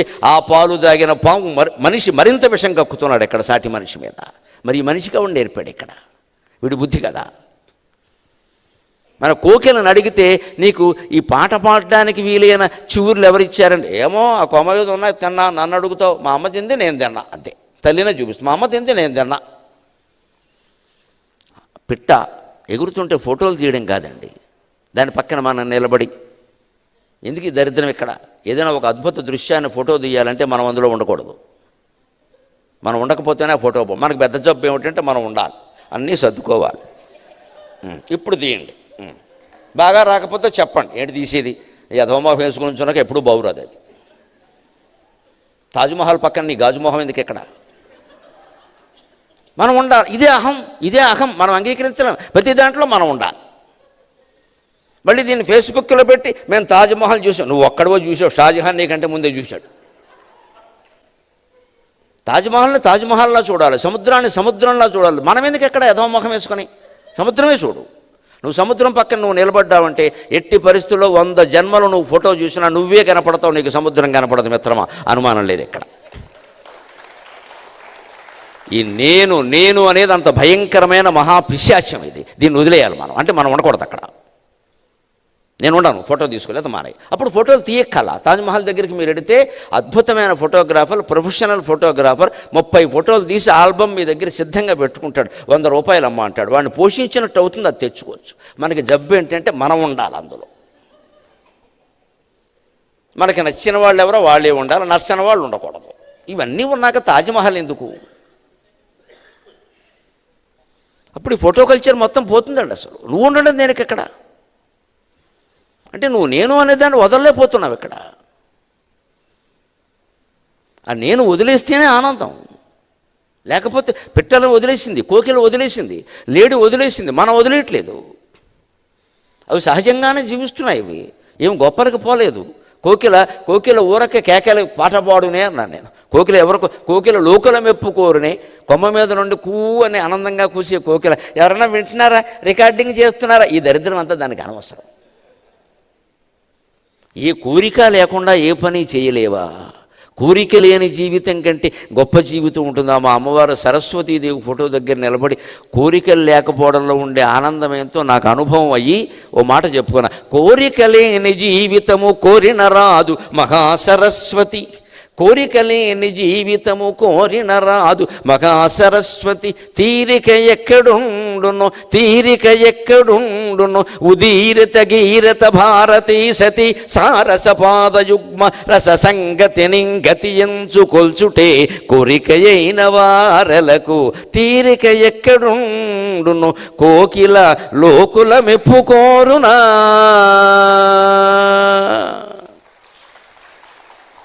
భారత కోకిల అనే బిరుదు సరోజినీ నాయుడు గారికి ఇచ్చి ఉండొచ్చు. ఆంధ్ర కోకిల అనే బిరుదు సుశీల గారికో జానకి గారికో ఇచ్చి ఉండొచ్చు. కానీ చెట్టు మీద జానకి, చెట్టు మీద సుశీల అనే బిరుదు కోకిలకు ఎవరు ఇవ్వలేదు. మరి ఇవ్వాలి కదా. కోకిల కూడా కోరుకుంటుంది కదా బిరుదుల్ని. ఇప్పుడు ఈ కోకిల జానకి కోకిల, సుశీల కోకిల అని ఎవరూ అనలేదు. దానికి అవసరం లేదు, వాళ్ళెవరు అంటుంది అది. కోకిలకి బిరుదు ఇస్తే వాళ్ళెవరు, నాకంటే బాగా పాడతారా అంటుంది అది. అసలు దానికి బాగా పాడుతుందని కూడా తెలియదు, పాడాలనిపిస్తుంది, పాడుతుంది అంతే. Quite natural. Live quite natural. సహజంగా జీవించాలి. ఎందుకు ఈ కృత్రిమత్వం? మనం చేసే ప్రతి పని అందరికీ తెలియాలా? లేకపోతే ఆనందం లేదా? కోకిలు కోరుకోవట్లేదా? ఇంకా విచిత్రం. పర్వతం నుంచి ఎప్పుడు వాన కురిసినా సెలయేళ్ళు కిందికి దూకుతాయి. కిందికి ఎందుకంటే దూకడం, ప్రతి మనిషి పైకి ఎదగాలనుకుంటాడు కదా. సెలయేరు కూడా పైకి వెళ్ళచ్చు కదా. శిఖరమ్ము విడ్కొన్న సెలయేటి నడుగుమా క్రిందికే గుట ఏమి అందమనుచు. అలసాని పెద్దన గారు మనుచరిత్రలో వర్ణిస్తాడే, ఆ సెలయేళ్ళు హిమాలయ పర్వతం నుంచి కిందికి దూకుతున్నాయట. అట జనిగంచ భూమిసురుడు అంబరచుంబి శిరస్సరఝరీ పటల ముహుర్ముహుర్లుట దభంగ తరంగ మృదంగ విస్ఫుట నటనానుకూల పరిపుల్ల కలాపిజాలమున్ కటక శరత్కరేణుకర కంపిత సాలము శీతశైలమున్. హిమాలయ పర్వత శిఖరాల మీద వాన కురిసిందట. అక్కడది ప్రవాహంగా మారింది. అక్కడి నుంచి కిందికి ప్రవహిస్తోంది. ఆ సెలయేళ్ళు కిందికి ప్రవహిస్తుంటే అభంగ తరంగ మృదంగ, అభంగమైన తరంగాలు మృదంగనాదం చేస్తున్నాయట. సరిగ్గా మహానుభావుడు, మహాకవి, ఆంధ్ర కవిత పితామహుడు అభంగ తరంగ మృదంగ అని నేను చెయ్యి 3 సార్లు ఇలా ఊపడానికి వెలుగు బిందుపూర్వక గకారం వాడాడు. అభంగ తరంగ మృదంగ. ఎందుకు? మానవ శరీరంలో 3 వంపులు ఉంటాయి. మెడ దగ్గర ఒక వంపు, నడుము దగ్గర ఒక వంపు, పాదాల దగ్గర ఒక వంపు. జంతువు శరీరంలో 3 ముఖ్య భాగాలు ఉంటాయి. తల, మొండెం, పాదాలు. చెట్టు శరీరంలో 3 ముఖ్య భాగాలు ఉంటాయి. వేళ్ళు, కాండము, కొమ్మలు, ఆ పైన ఫలాలు. వేళ్ళు, కాండం, ఆ పైన కొమ్మలు, రెమ్మలు, ఫలాలు. 3 ముఖ్య భాగాలు. అన్నిటా 3 ఉంటాయి. మనిషిలో ఉండేవి 3 గుణాలు, సత్వరజస్తమో గుణాలు. మనిషికి ఉండేవి 3 అవస్థలు: బాల్యావస్థ, యవ్వనావస్థ, వార్ధక్యావస్థ. ఇంకా రకంగా కూడా 3 అవస్థలు: జాగ్రత్త అవస్థ, స్వప్నావస్థ, సుషుప్తి అవస్థ. ఇన్నింటా 3 ఉండబట్టే మనం అన్నీ 3 సార్లు చేస్తాం. హిందువులో 3 సార్లు ప్రదక్షిణం, 3 సార్లు లెక్క. ముమ్మాటికి చెప్పాం. 3 మర్చిపోక నీకు మూల. ఇంకా ఆశ్చర్యకరమైన విషయం, ప్రపంచ భాషలన్నింటిలో 2 అంకెలు ఒకలాగే ఉంటాయి. ఒకటి 0, రెండోది 3. ఇది ఆశ్చర్యకరమైన విషయం. అమ్మవారి సృష్టి ఈ ప్రపంచమంతా అనడానికి ఈ గణిత శాస్త్రంలో ఉదాహరణ చాలు. అన్ని అంకెలు భిన్నంగా ఉంటాయి. 1, 2, 4, 6, 7, 8 అన్నీ భిన్నంగా ఉంటాయి. మీరు చూసుకోండి. కొన్ని భాషల్లో కలుస్తే కానీ కొన్ని కలవు. కానీ 0 ప్రపంచంలో ఉండే అన్ని భాషల్లో ఒక్కటే. ఎందుకంటే పూర్ణమిదం పూర్ణమదః పూర్ణాత్ పూర్ణముదచ్యతే, పూర్ణ పదార్థం నుంచే ఈ సృష్టి ఏర్పడిందని సృష్టిలో ప్రతి మానవుడి యొక్క భావన. ఎందుకంటే అది సత్యం. అందుకే పూర్ణం.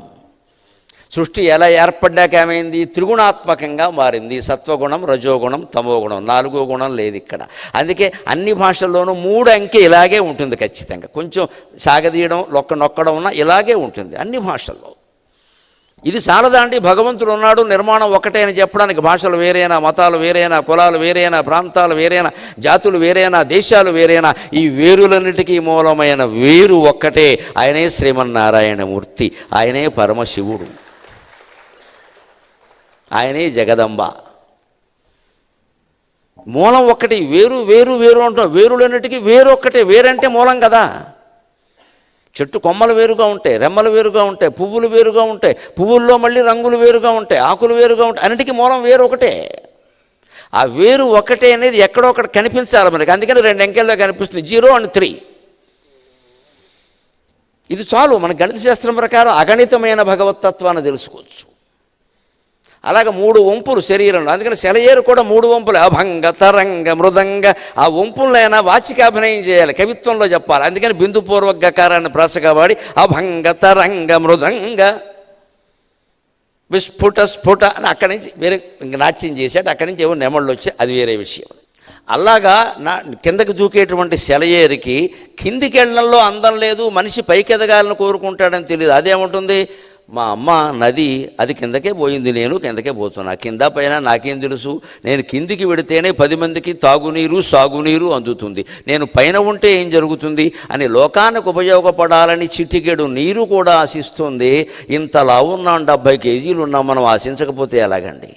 మన కోసమేనా బతికేది? మన కోసమేనా? ఆలోచింతురుగా కెమెరాలు.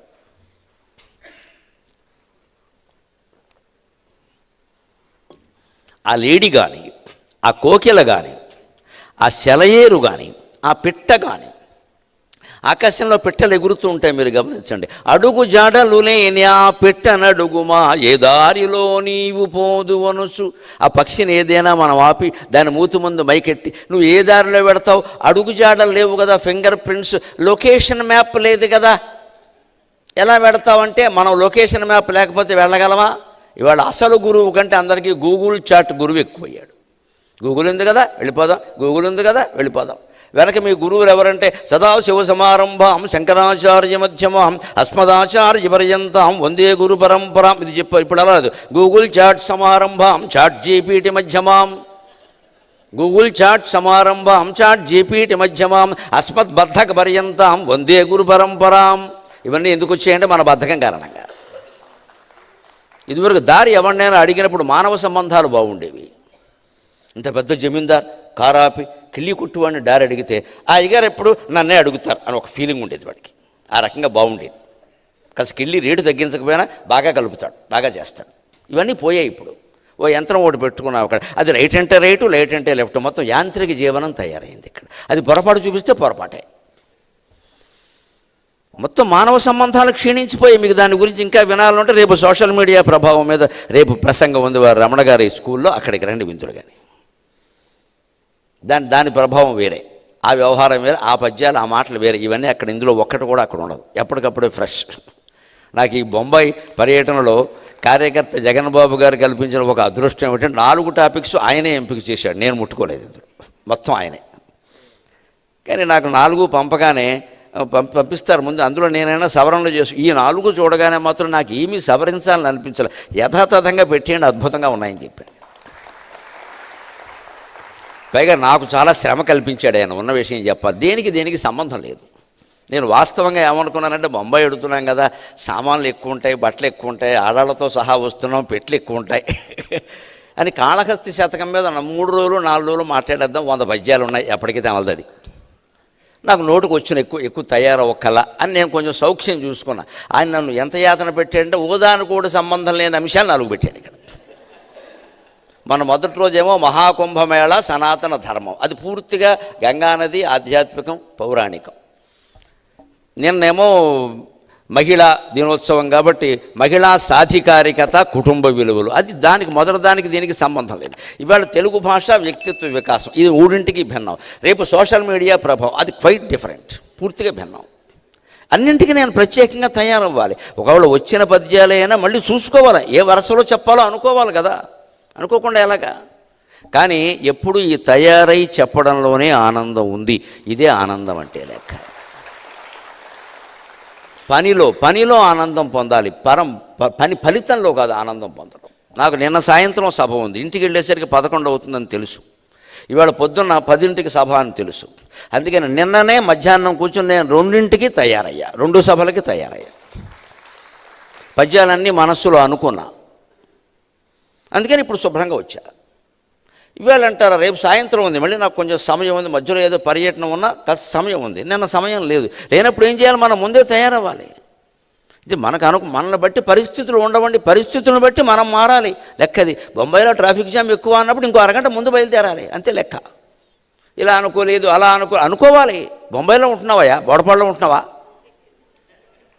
అనుకోవాలి. అనుకోలేదంటారండి, అనుకోలేదంటే బద్ధకం. మంచిది. ఇవాళ గురువులు ఎవరంటే గూగుల్ చాట్ సమారంభం చాట్ జీపీటీ మధ్యమాం అస్మద్బద్ధక పర్యంతాం వందే గురు పరంపరాం. గూగుల్ వాడు మొదటి గురువు, చాట్ జీపీటీ 2వ గురువు. అసలైన కారణం ఏమిటంటే ఈ గురువుల దగ్గరికి వెళ్ళే కర్మ ఎందుకు వచ్చిందంటే మన బద్ధకం కారణంగా వచ్చింది.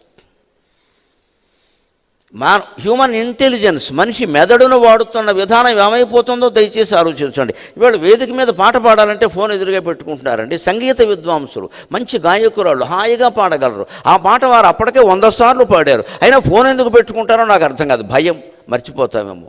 అమ్మవారి మీద పాట ఎలా మర్చిపోతావమ్మా అంటే ఇంట్లో ఎప్పుడూ పాడలేదు, నన్ను మన్నింతురుగాక. ఇంట్లో పాడలేదు, వేదికల మీద పాడారు. నేనేం పెట్టుకోవాలి, నేను సగర్వంగా చెప్తున్నా. ఈ 3 రోజులు కాదు, ఇంక 30 రోజులు కాదు, 30 ఏళ్ళుగా నేను పుస్తకం పెట్టుకు మాట్లాడిన సభ లేదండి. కాగితం ఉండదు, ఏముండదు, ఇలాగే ఉంటుంది. దానికి నేను తయారవ్వలేదు అనుకో, హాయిగా తయారయ్యాను. అన్ని చిన్న కాగితం మీద నోట్ చేసుకున్నాను, మనసులో పెట్టేశాను. ఎగిరి గంతుల తర్వాత ఏ పద్యం రావాలో ఆ పద్యమే వస్తుంది లెక్క. దాని తర్వాత ఏది రావాలో అదే వస్తుంది. మొత్తం మీద మీరు లెక్కెట్టుకోండి, 10-12 పద్యాలు పూర్తి అవుతాయి ఖచ్చితంగాను. దాని టైం దానికి ఉంది, అది ప్రణాళిక ఉంది. ఒట్టి నాలిక పెట్టుకుంటే నెగ్గలేం, ప్రణాళిక ఉంటే నెగ్గుతాము. ఈ నాలికలు ప్రణాళికలు ఎన్ని ఉన్నా మొహమాటలు లేకుండా చెబుతున్నా, భక్తి ప్రియ, భక్తి గమ్య, భక్తి వశ్య, భయాపక. అమ్మవారి పాదాలు ఆశ్రయించవలసిందే, లేకుండా ఏ కళలో మనం నెగ్గలేం. భగవద్భక్తి ఉండవలసిందే.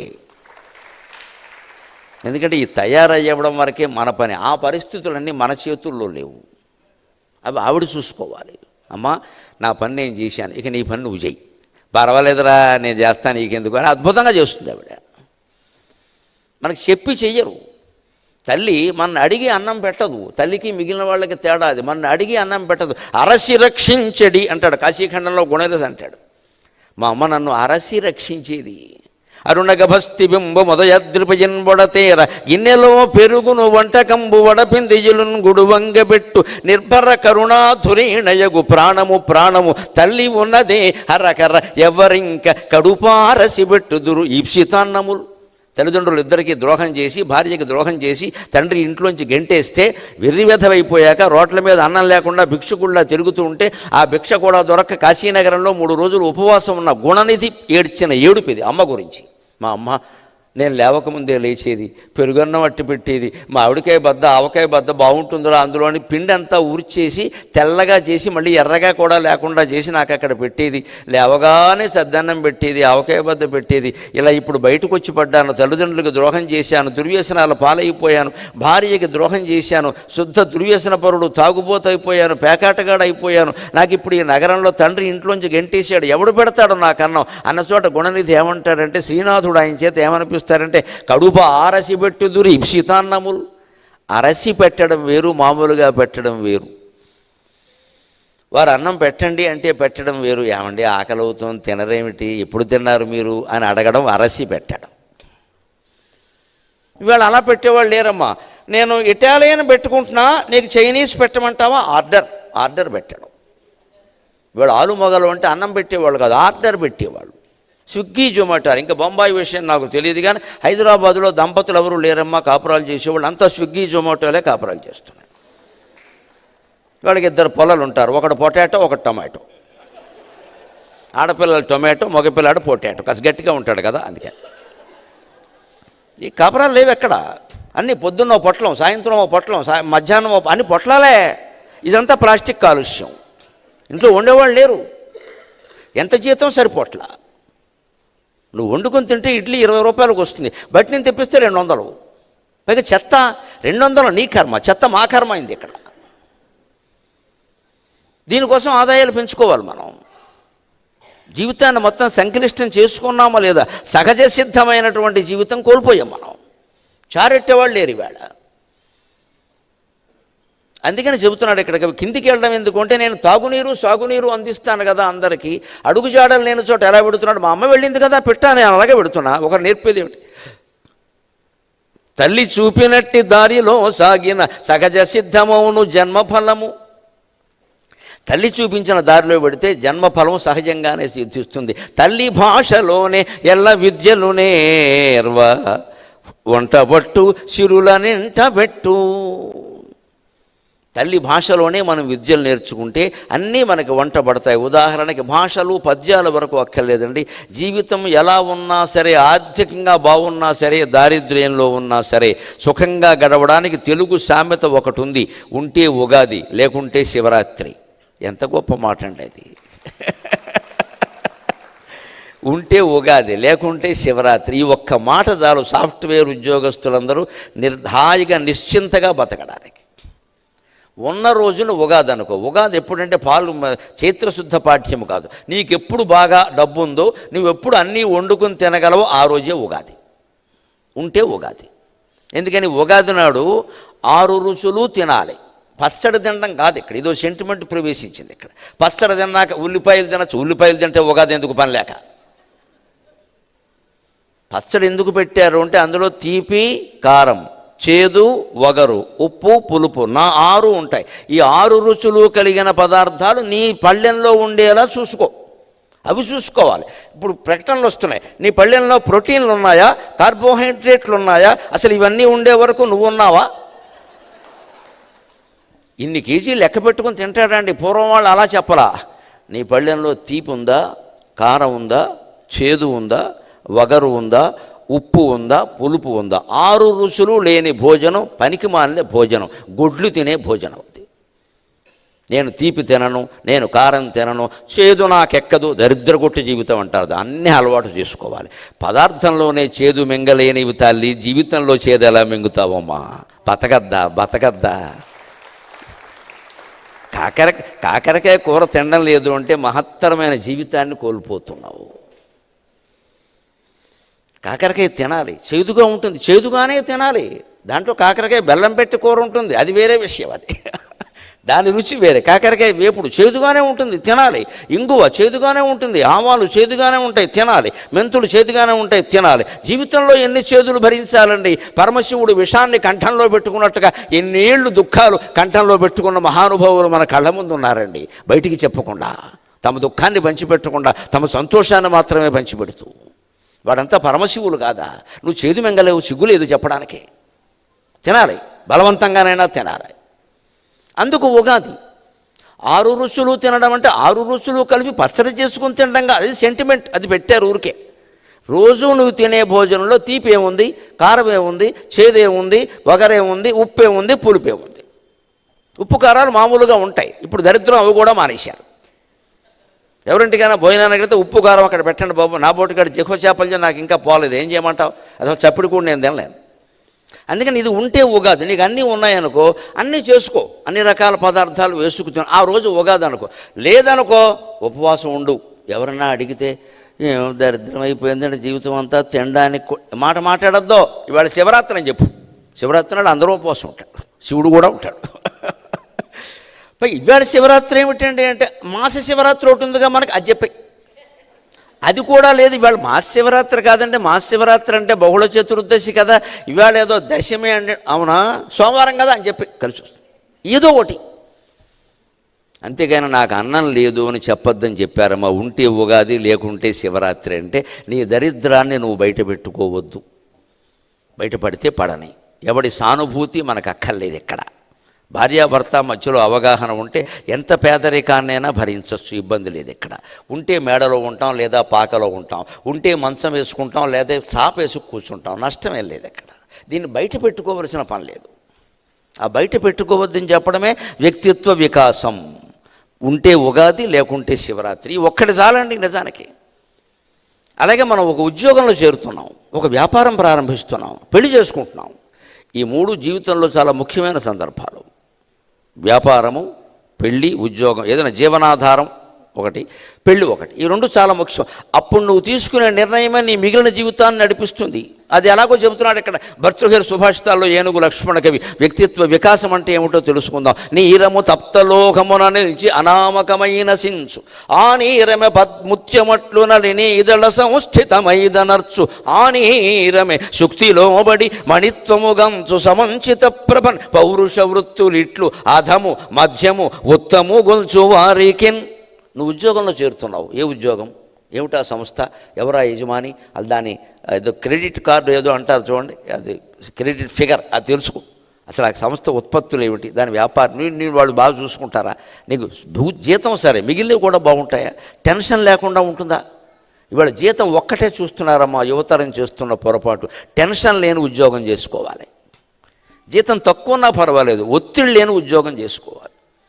నా మేనల్లుడు ఉన్నాడు, సొంత మేనల్లుడు, నాకు పియ్యగా ఉంటాడు. ఇప్పటికీ మా బావమరిది గారు అబ్బాయి శ్రీహర్ష అని, జగన్ గారు వారితోనే సంప్రదిస్తాడు. వాడు ఉదాహరణగా చెబుతున్నాడు. ఇవాళ వాడు మా ఇంట్లో 4 ఏళ్ళు ఉన్నాడు, నాకు పియ్యగా ఉన్నాడు. ఏవో చూసుకున్నాడు వ్యవహారం, నాకు అవసరం లేదు నిజానికి. వాడు ఉంటానంటే ఈ పని చూసుకోగలరు, నేను చూస్తాను మావయ్య గారు మీకు, ఎందుకంటే కార్యకర్తలతో వాడే మాట్లాడేవాడు, చేసేవాడు, బాగానే ఉంది. ఇక ఇక్కడ మూర్తి గారు ఉన్నారే, మా ఆయనకి నాకంటే మా హర్షే బాగా ఇష్టం, మా ప్రాణం అంటాడు.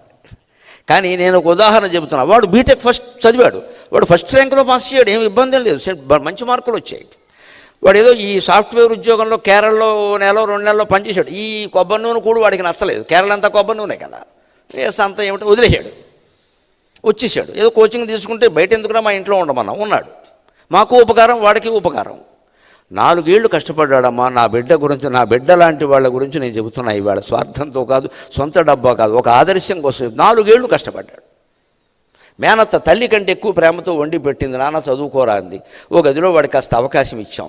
ఎక్కడ మేము ఇబ్బంది పడతామో అని అన్నీ సర్దుకునేవాడు అక్కడే.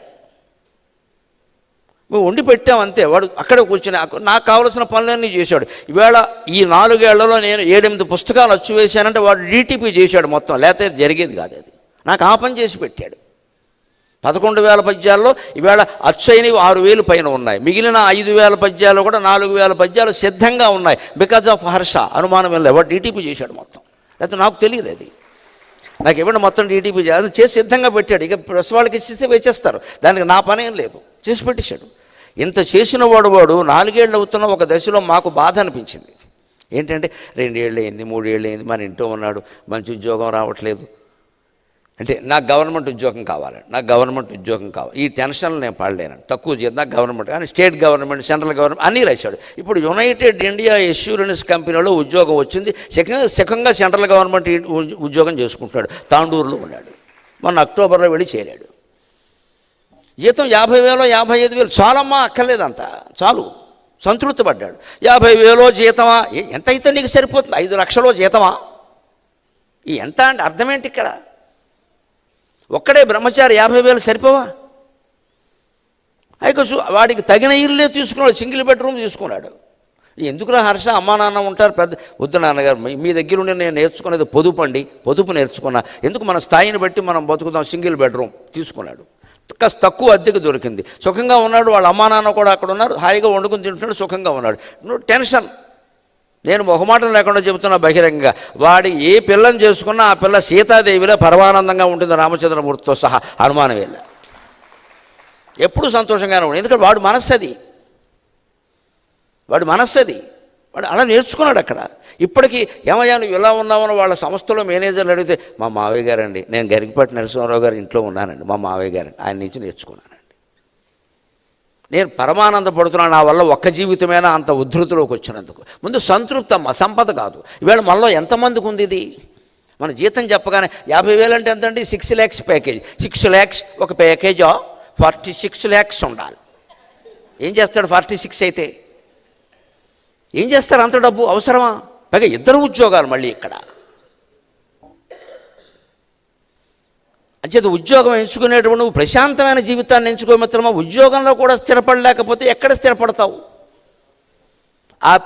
ఎంచుకోవడం ఎలా ఉండాలి? నీరము భర్తృహరి సుభాషితాల్లో చెబుతున్నాడు. ఏనుగు లక్ష్మణ కవి దాన్ని అనువాదం చేశాడు తెలుగు పద్యంలో. శ్లోకం కంటే అందంగా అనువాదం చేశాడు ఆ మహానుభావుడు. నీరము తప్తలోకమున నిలిచి అనామకమైన సించును.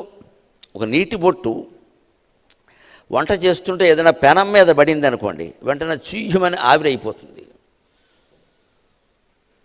మన జీవితాలు కూడా అంతే. కొన్ని రకాల ఉద్యోగాలు ఎంచుకున్నామంటే పెనం మీద పడి ఆవిరైపోయినట్టే. ఇక మళ్ళీ లేవలేం పైకి. అందులో మునిగిపోయి రాత్రింబవళ్ళు పనిచేసి 2 వరకు పనిచేసి పొద్దున్నేమో 1 గంటకు లేచి మళ్ళీ 2 ఉద్యోగం కదా 2 మెతుకులు కంగారుగా తిని మళ్ళీ పనిచేసి చచ్చిపోవడమే. ఇలాగా ప్రాజెక్టు మీద ప్రాజెక్టు, పోలవరం ప్రాజెక్టు తెగులుతుంది, సాఫ్ట్వేర్ ప్రాజెక్టు తెవలవు. ఇంకా దీంట్లో ప్రమోషన్ల గురించి ఒత్తిడి, నానా గొడవ. ఒక వ్యక్తి జీవితానికి ఇంకో మనిషి, మహా అయితే భార్యో భర్తో, వీళ్ళిద్దరికీ 2 పిల్లలు, 10 మంది పిల్లలు ఉన్నప్పుడు లేని టెన్షన్లు ఈవేళ ఎలా ఉంటున్నాయండి? మన దురాశల కారణంగా ఉంటున్నాయి, మన అత్యాశల కారణంగా ఉంటున్నాయి. పరిస్థితుల్లో మార్పు లేదు మిత్రమా, నీ మనస్సులో మార్పు ఉంది. ఖచ్చితంగా దాన్ని తీర్చుకుంటే అంత బాగుంటావు. నీ మనస్సులో ఉంది మార్పు అంతా, పరిస్థితులు ఏం మారలేదు.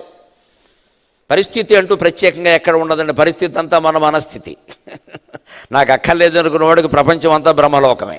నాకు కావాలి అనుకుంటే ప్రపంచం అంతా నరకమే.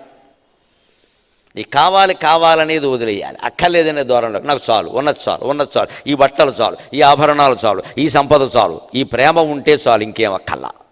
ఇది నేర్పాలి పిల్లలకి ఖచ్చితంగా. ముందు పెద్దవాళ్ళు కలిగి ఉండాలి. ఇదో జీతమా అదో జీతమా అని మాట్లాడదు. జీతం ఏమిట్రా, సుఖంగా ఉన్నారు భార్యాభర్త, ఆనందంగా ఉండండి అమ్మా అనే మాటే పెద్దవాళ్ళకి రావాలి.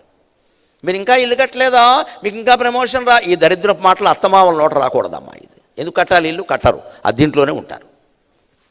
కనీసం పెళ్ళైన తర్వాత 10 ఏళ్ళు అద్దింట్లో ఉంటే తప్ప ఆ సంసారం బాగుండదు. మొహమాటమేం లేదు ఇక్కడ. అద్దింట్లోనే ఉండాలి, సొంత ఇల్లు కొనకూడదు.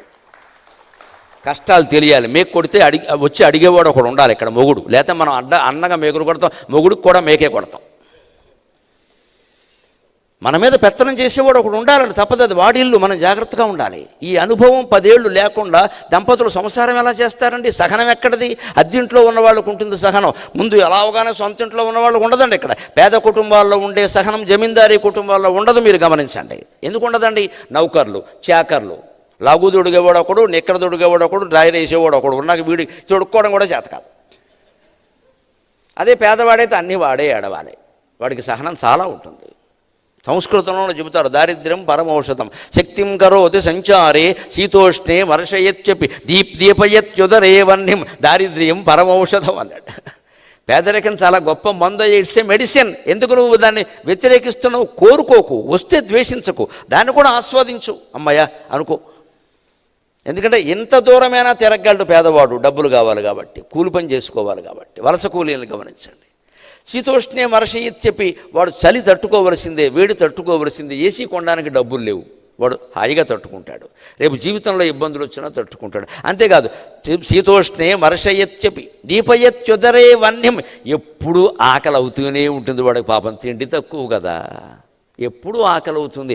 ఏం పడితే తినేస్తాడు. మనకు ఆకలి లేదు, ఎందుకంటే భోజనానికి తిండికి మధ్యలో చాలా తిన్నాం. అడ్డమైన గడ్డి మనం ఇదేమిటి ఫాస్ట్ ఉత్పత్తులన్నీ ఉన్నాయి కదా, ఫాస్ట్ ఫుడ్ బ్రహ్మాండంగా తిన్నాం. కాబట్టి అసలు అన్నం తినే సమయానికి ఆకలి లేదు మమ్మీ అంటాడు. ఇక్కడ వీడు ఏముంది, కడుపునే పొంది అక్కడ. అసలు పొద్దున్న 8ంటికి నువ్వు అల్పాహారం చేసి 12ంటికి ఈ మధ్యలో వేరే తినకూడదండి. మంచినీళ్ళు తాగాలంటే తినకూడదు.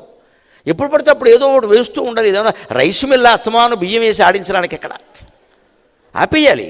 మహా అయితే మంచినీళ్ళు ఇంకేం ఉండకూడదు. ఇక్కడ మొహమాట పెట్టేవాళ్ళు పెడతారు, వద్దని చెప్పేయాలి. దానివల్ల ఏమవుతుంది, అసలైన సమయానికి ఆకలి ఇది. ఇక్కడ మళ్ళీ 2ంటికి నిద్ర లేచి ఆకలి అంటాడు. వీడికి ఎవడు వండి పెడతాడు? ఇక్కడ ఒక సమయం లేదా? ఏం తిన్నామనేది ఎంత ముఖ్యమో, ఎప్పుడు తిన్నామనేది అంత ముఖ్యం. దయచేసి గమనించండి. ఎప్పుడు తిన్నాం, వాట్ ఈస్ ది టైం? ఆ విరామం 4 గంటల విరామం, తిండికి మధ్యలో 4 గంటల విరామం ఉండాలి ఖచ్చితంగా, కనీసం. ఇంకో గంట ఎక్కువ ఉన్నా మంచిది. ఇది పరిస్థితి. ఇలా ఉంటే బాగానే ఉంటుంది. అటు దారిద్ర్యం పరమౌషధం అన్నాడు. ఎప్పుడు ఆకలిస్తూ ఉంటుంది, ఎక్కడైనా తిరగలుగుతాడు, చలికి వేడికి తట్టుకుంటాడు. అంతకంటే దివ్యౌషధం ఉందా? దారిద్ర్యం పరమౌషధం. అంటే మొత్తం ఇండియన్ కల్చర్, భారతీయ సంస్కృతి అంతా మీరు ఆలోచిస్తే ఒక్కటే, making disadvantage as an advantage. ప్రతి అసౌకర్యాన్ని సౌకర్యంగా మార్చుకోవడమే భారతీయ సంస్కృతి. ప్రతి భోగంలోనూ ఒక రోగాన్ని చూడడమే పాశ్చాత్య సంస్కృతి. ఎంత భోగం ఉన్నా అందులో ఏదో అనుమానం వాడికి. అమెరికా వాడికి డబ్బు ఉంటుంది, పెద్ద వాహనం ఉంటుంది, సొంత ఇల్లు ఉంటుంది, అన్నీ ఉంటాయి, కానీ మనస్సు నిండా భయమే. ఎప్పుడు తుపాకీ దగ్గర పెట్టుకుంటాడు. దరిద్రపు జీవితం అంటే అది. దీపావళి తుపాకులు అమ్మినట్టే తుపాకులు అమ్మేస్తారు అక్కడ. ఎందుకని భయం. నేను అమెరికా 10-12 సార్లు వెళ్ళానమ్మా. భయం, విపరీతమైన భయం, విపరీతం. ఎందుకంత భయం? మన ఎవరికి భయం లేదు ఇక్కడ. మన వారు ఎవరైనా ఏమయ్యా నువ్వు ఎంత ధైర్యంగా తిరుగుతున్నావు, ఎవడన్నా ఏమైనా చేస్తాడు, చేసుకొని నమ శివాయ అంటాడు వాడు, అంతే లెక్క. భగవంతుడు ఆయుర్దాయం ఇచ్చినందుకు నన్ను ఎవడేం చేయలేడు, వాడు తీసుకెళ్ళాక ఇంకెవడేం చేయలేడు. దేనికి భయపడతామండి ఇక్కడ? ఈ నమ్మకం భారతీయులకు ఉంది, అమెరికా వాడికి అది లేదు. వాడి ప్రాణాలు వాడి చేతిలో ఉన్నాయనుకుంటాడు. ఎంత అజ్ఞానం. ఇవాళ స్టోర్లో ఉన్న వాళ్ళని కాల్ చేస్తున్నారు, సీషోర్లో ఉన్న వాళ్ళని కాల్ చేస్తున్నారు. ఎవడి ప్రాణాలు ఎవడి చేతిలో ఉన్నాయో తెలియట్లేదా? అయినా తెలియదా బతుకు దైవాధీనం అని? దేవుడు వదిలేద్దా ఆ విషయాన్ని? అంత పెద్ద కాంక్ష పెట్టుకోవాలా? పోయేవాకుంటే పోతామండి, పెద్ద విషయం ఇది. ఉన్నంత వరకు ఏం చేశామనేది ముఖ్యం, కానీ 90 ఏళ్ళు బతికామనేది ముఖ్యం కాదు కదా. అందుకని మన జీవితం, ఉద్యోగం కానీ, వివాహ బంధం కూడా అంతే. పెళ్లి చూపుల్లో ఇవాళ ఎవరైనా సరే ప్యాకేజీలు అడుగుతున్నారు. రోగాలు ఏమిటో అడిగారా? వంశం ఏమిటో అడిగారా? సంప్రదాయం ఏమిటో అడిగారా? అసలు పెళ్లి చూపులు మొదలైతే పెళ్లి కూతురు పెళ్లి కొడుకుని వేయాల్సిన మొదటి ప్రశ్న ఏమిటో తెలుసా? నా కుమార్తెల కోసం చెబుతున్నాను నేను. Are you satisfied with what you have? This is the first question to be posed to be the bridegroom. పెళ్లి కొడుకుని అడగాల్సిన మొదటి ప్రశ్న, నీకున్న దాంతో నువ్వు సంతృప్తిగా ఉన్నావా? ఈ దేశంలో ఏ ఆడపిల్ల అలా అడిగినా అమ్మాయి జీవితం బాగుంటుంది ఖచ్చితంగా. అడగరు. మా నాన్న నాకు పాకెట్ మనీ 50,000 ఇస్తాడు, నువ్వెంత ఇస్తావు? మైన్ ఈజ్ కాస్ట్లీ లైఫ్, నీ యువర్స్ ఈజ్ వేస్ట్లీ లైఫ్. ఇవ్వండి అగ్రిమెంట్లు, డబ్బులు అగ్రిమెంట్లు పెట్టుకుని ఒప్పందాలు చేసుకుంటారా? అప్పుడు ఆ ఒప్పందాలు చర్చలు ఎలా ఉంటాయంటే ట్రంప్కిను జెలెన్స్కీకి జరిగిన చర్చల్లాగే ఉంటాయి. మధ్యలో లేచిపోతారు. నీ మనసులో కుళ్ళు పెట్టుకుని చర్చలు చేస్తావేంటి ఇక్కడ స్వార్థం పెట్టుకుని? భర్త సంతృప్తిగా ఉండాలి, భార్య సంతృప్తిగా ఉండాలి. దంపతుల మధ్యలో ఉండాల్సింది సంతృప్తి, సంపద కాదు. మనం అదే అడుగుతున్నాం ఇక్కడ. ఏ కంపెనీ, ఎంత ప్యాకేజీ, ప్రమోషన్ ఎందుకు రాలేదు? 10 years బట్టి పనిచేస్తున్నావు, రాదు. ఎప్పటికీ ప్రమోషన్ రాదు, వాడికి ఇష్టం లేదు. ఎందుకంటే ప్రమోషన్ ద్వారా వచ్చే టెన్షన్ ఎదుర్కోవడం ఇష్టం లేక వాడు అలాగే ఉన్నాడు. Can't you love him? నువ్వు అతను ప్రేమించలేవా? అంటే నీ భర్త చాలా గొప్ప చాలా గొప్ప చాలా, ఇంకాస్త పైకి ఎడితే యమధర్మరాజు దగ్గర ఉంటాడు వీడు. ఇంకా పైకి అక్కడే, అంత పైన ఉండేవాడు వాడే. మరి ఇంకా పైకి లేపుతావు చెయ్యి ఇక్కడ. నీ భర్త ఇలా పుట్టగానే ప్రధానమంత్రి అయిపోవాలి. ఎందుకు ఈ కోరికలు ఇవన్నీ? సామాన్యంగా ఉంటే బతకలేమో మనం. నీకు సంతృప్తి ఉందా అని అడగాల్సింది, సంపదలు ఉన్నాయని అడుగుతున్నారు. అందుకే సంబంధాలు నిలబడాలా. ఎందుకంటే నీటి బొట్టు పెనం మీద పడింది, ఆవిరైపోయింది. అదే నీటి బొట్టు నళిని ఇదళ సంస్థితమై తనర్చు ముత్యమట్లు. అదే నీటి బొట్టు తామరాకు మీద పడింది అనుకోండి, కాసేపు తామరాకు మీద అటు ఇటు తిరుగుతూ ముత్యంలా మెరుస్తుంది. ముత్యం కాదు, ముత్యంలా మెరుస్తుంది. కొన్ని ఉద్యోగాలు, కొన్ని వివాహాలు అంతే, కొంతకాలం బాగుంటాయి. 5 ఏళ్ళు 10 ఏళ్ళు బాగుంటాయి. అసలు విషయాలు అప్పుడు బయటకు వస్తాయి. ఎందుకంటే ఈ పెళ్ళి అయ్యే సమయానికి వాడేదో నచ్చాడు కాబట్టి ఒప్పేసుకుంటారు. తర్వాత ఇంకెవడో నచ్చగానే వీడు నచ్చకుండా పోతాడు. లేదు, వీడేదో కాస్త ఫేమస్ కాగానే పాపం చేసుకున్న మేనమావ కూతురు అప్పలమ్మలా కనపడుతుంది వీడికి. నేను ఇప్పుడు గొప్ప సింగర్ని, నేను సాటి సింగర్ని చేసుకుంటే బాగుండేది, ఈ ఫింగర్ని చేసుకున్నాను పని లేకుండా అని వెంటనే వీడు వెధవలైన లేయడం మొదలెడతాడు. ఇక్కడ సంసారం నాశనమైంది. ఈ పల్లెటూరు నుంచి వీడు చేసుకున్న మేనమావ కూతురు బతుకు నాశనమైంది. ఇక్కడ ఇప్పుడు 10 ఏళ్ళు అయింది సంసారం, 2 పిల్లలు పుట్టారు. వీడు ఆ సింగర్తో వెధవేషాలు, ఆ సింగర్ కర్మ, అదో గొప్ప చరిత్ర. దానికి అప్పటికే పెళ్ళయింది. అది వాడిని వదిలేస్తుంది, ఇది వీడు దీన్ని వదిలేస్తాడు. ఇద్దరు కలిసి కలుస్తారు. వీళ్ళిద్దరూ అన్నవరంలో పెళ్లి చేసుకుంటారు. నమశివాయ. దేవుడెంత లోకువైపోయాడండి, దేవుడెంత లోకువైపోయాడండి. మీ అక్రమ సంబంధానికి అన్నవరం దేవుడు సాక్ష. బుద్ధి జ్ఞానం ఉందా? మూతి పగలగొట్టేడా పట్టుకుని ఇవాళ కాకపోతే రేపైనా? మూతి పగలగొట్టేడా? అన్నవరం దేవుని లోకు కడతారా మీరు? సిగ్గులేని పెళ్లి చేసుకుని అన్నవరంలో వ్రతం చేసుకుంటారా? పురోహితుడికి తెలియదమ్మా, పురుషోత్తముడికి తెలియదా? పురుషోత్తముడికి తెలియదా? వీడియో వాళ్ళని దాస్తారు, పురోహితులను దాస్తారు, భగవంతుడిని దాస్తారా మీరు? వీళ్ళకి భగవంతుడి మీద నమ్మకం లేదంటానికి లేదు, ఉండబట్టే కదా అక్కడికి వెళ్ళావు. ఉండి పెడతారు, మోసం చేస్తున్నామని తెలుసు. పెళ్ళి నిలబడుతుందా? నువ్వు నీ మొగుడిని మోసం చేశావు, వాడి పెళ్ళాన్ని మోసం చేశాడు, ఇద్దరు కలిసి నలుగురు పిల్లల్ని మోసం చేశారు, అన్నవరంలో వ్రతం చేసుకుంటారు. వ్రతమెంత లోకువైపోయింది, వ్రతమెంత లోకువైపోయింది. వీళ్ళు ఇంటర్వ్యూలు ఇస్తారు పైగా మళ్ళీ ఇక్కడ. సిగ్గు లేదు, ఎగ్గు లేదు. ఎందుకు జరుగుతున్నాయి ఇవన్నీ? వివాహ బంధంలో కాదు, ఎక్కడ ఎంచుకోవడంలో మనిషికి బుర్ర పని చేయడంలా. నీటి బొట్టు పడగానే ఆవిరైపోయే పెనంలా కొంతమంది ఎంచుకుంటున్నారు మనుషుల్ని.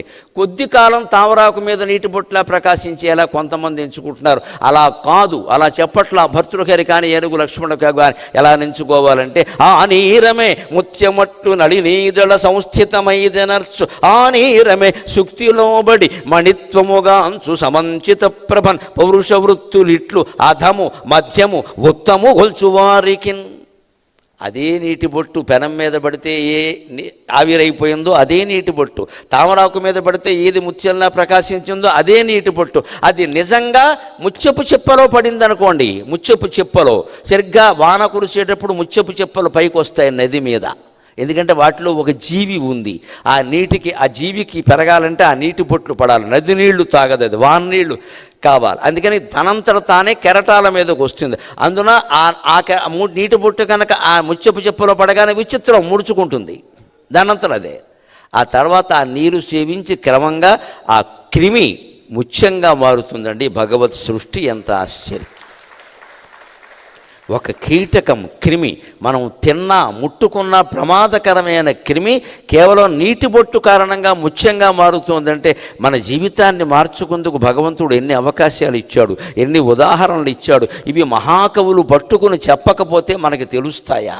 ఆ మహాకవుల పద్యాలు, ఆ భాష ద్వారా మనం వ్యక్తిత్వ వికాసం నేర్చుకుంటున్నామంటే మన అదృష్టం అమ్మా, ఇది మన అదృష్టం నిజంగాను. వాళ్ళు పట్టుకోకపోతే ఎవరికి తెలుస్తాయి? ఒక భర్తృహరి లేకపోతే ఈ పద్యాలు ఉంటాయా? మేము ఏమన్నా చెబుతామా? అది ముత్యపు చెప్పలో పడితే నిజంగా ముత్యమైంది. ఇంకా ఆశ్చర్యం, ఆ రోజు స్వాతి నక్షత్రం ఉందనుకోండి, అనుకోకుండా వాన కురిసిందనుకోండి, స్వాతి నక్షత్రం నాడు కురిసిన వాన బొట్టు కనుక ముత్యపు చెప్పలో పడితే కనీసం 2 లక్షలు ఖరీదు చేసే స్వాతి ముత్యం అవుతుంది. అది అద్భుతమైన ముత్యం. మిగిలిన ముత్యాలకి కొన్ని మరకలు, గీతలు, పసుపు రంగులు ఉంటాయి.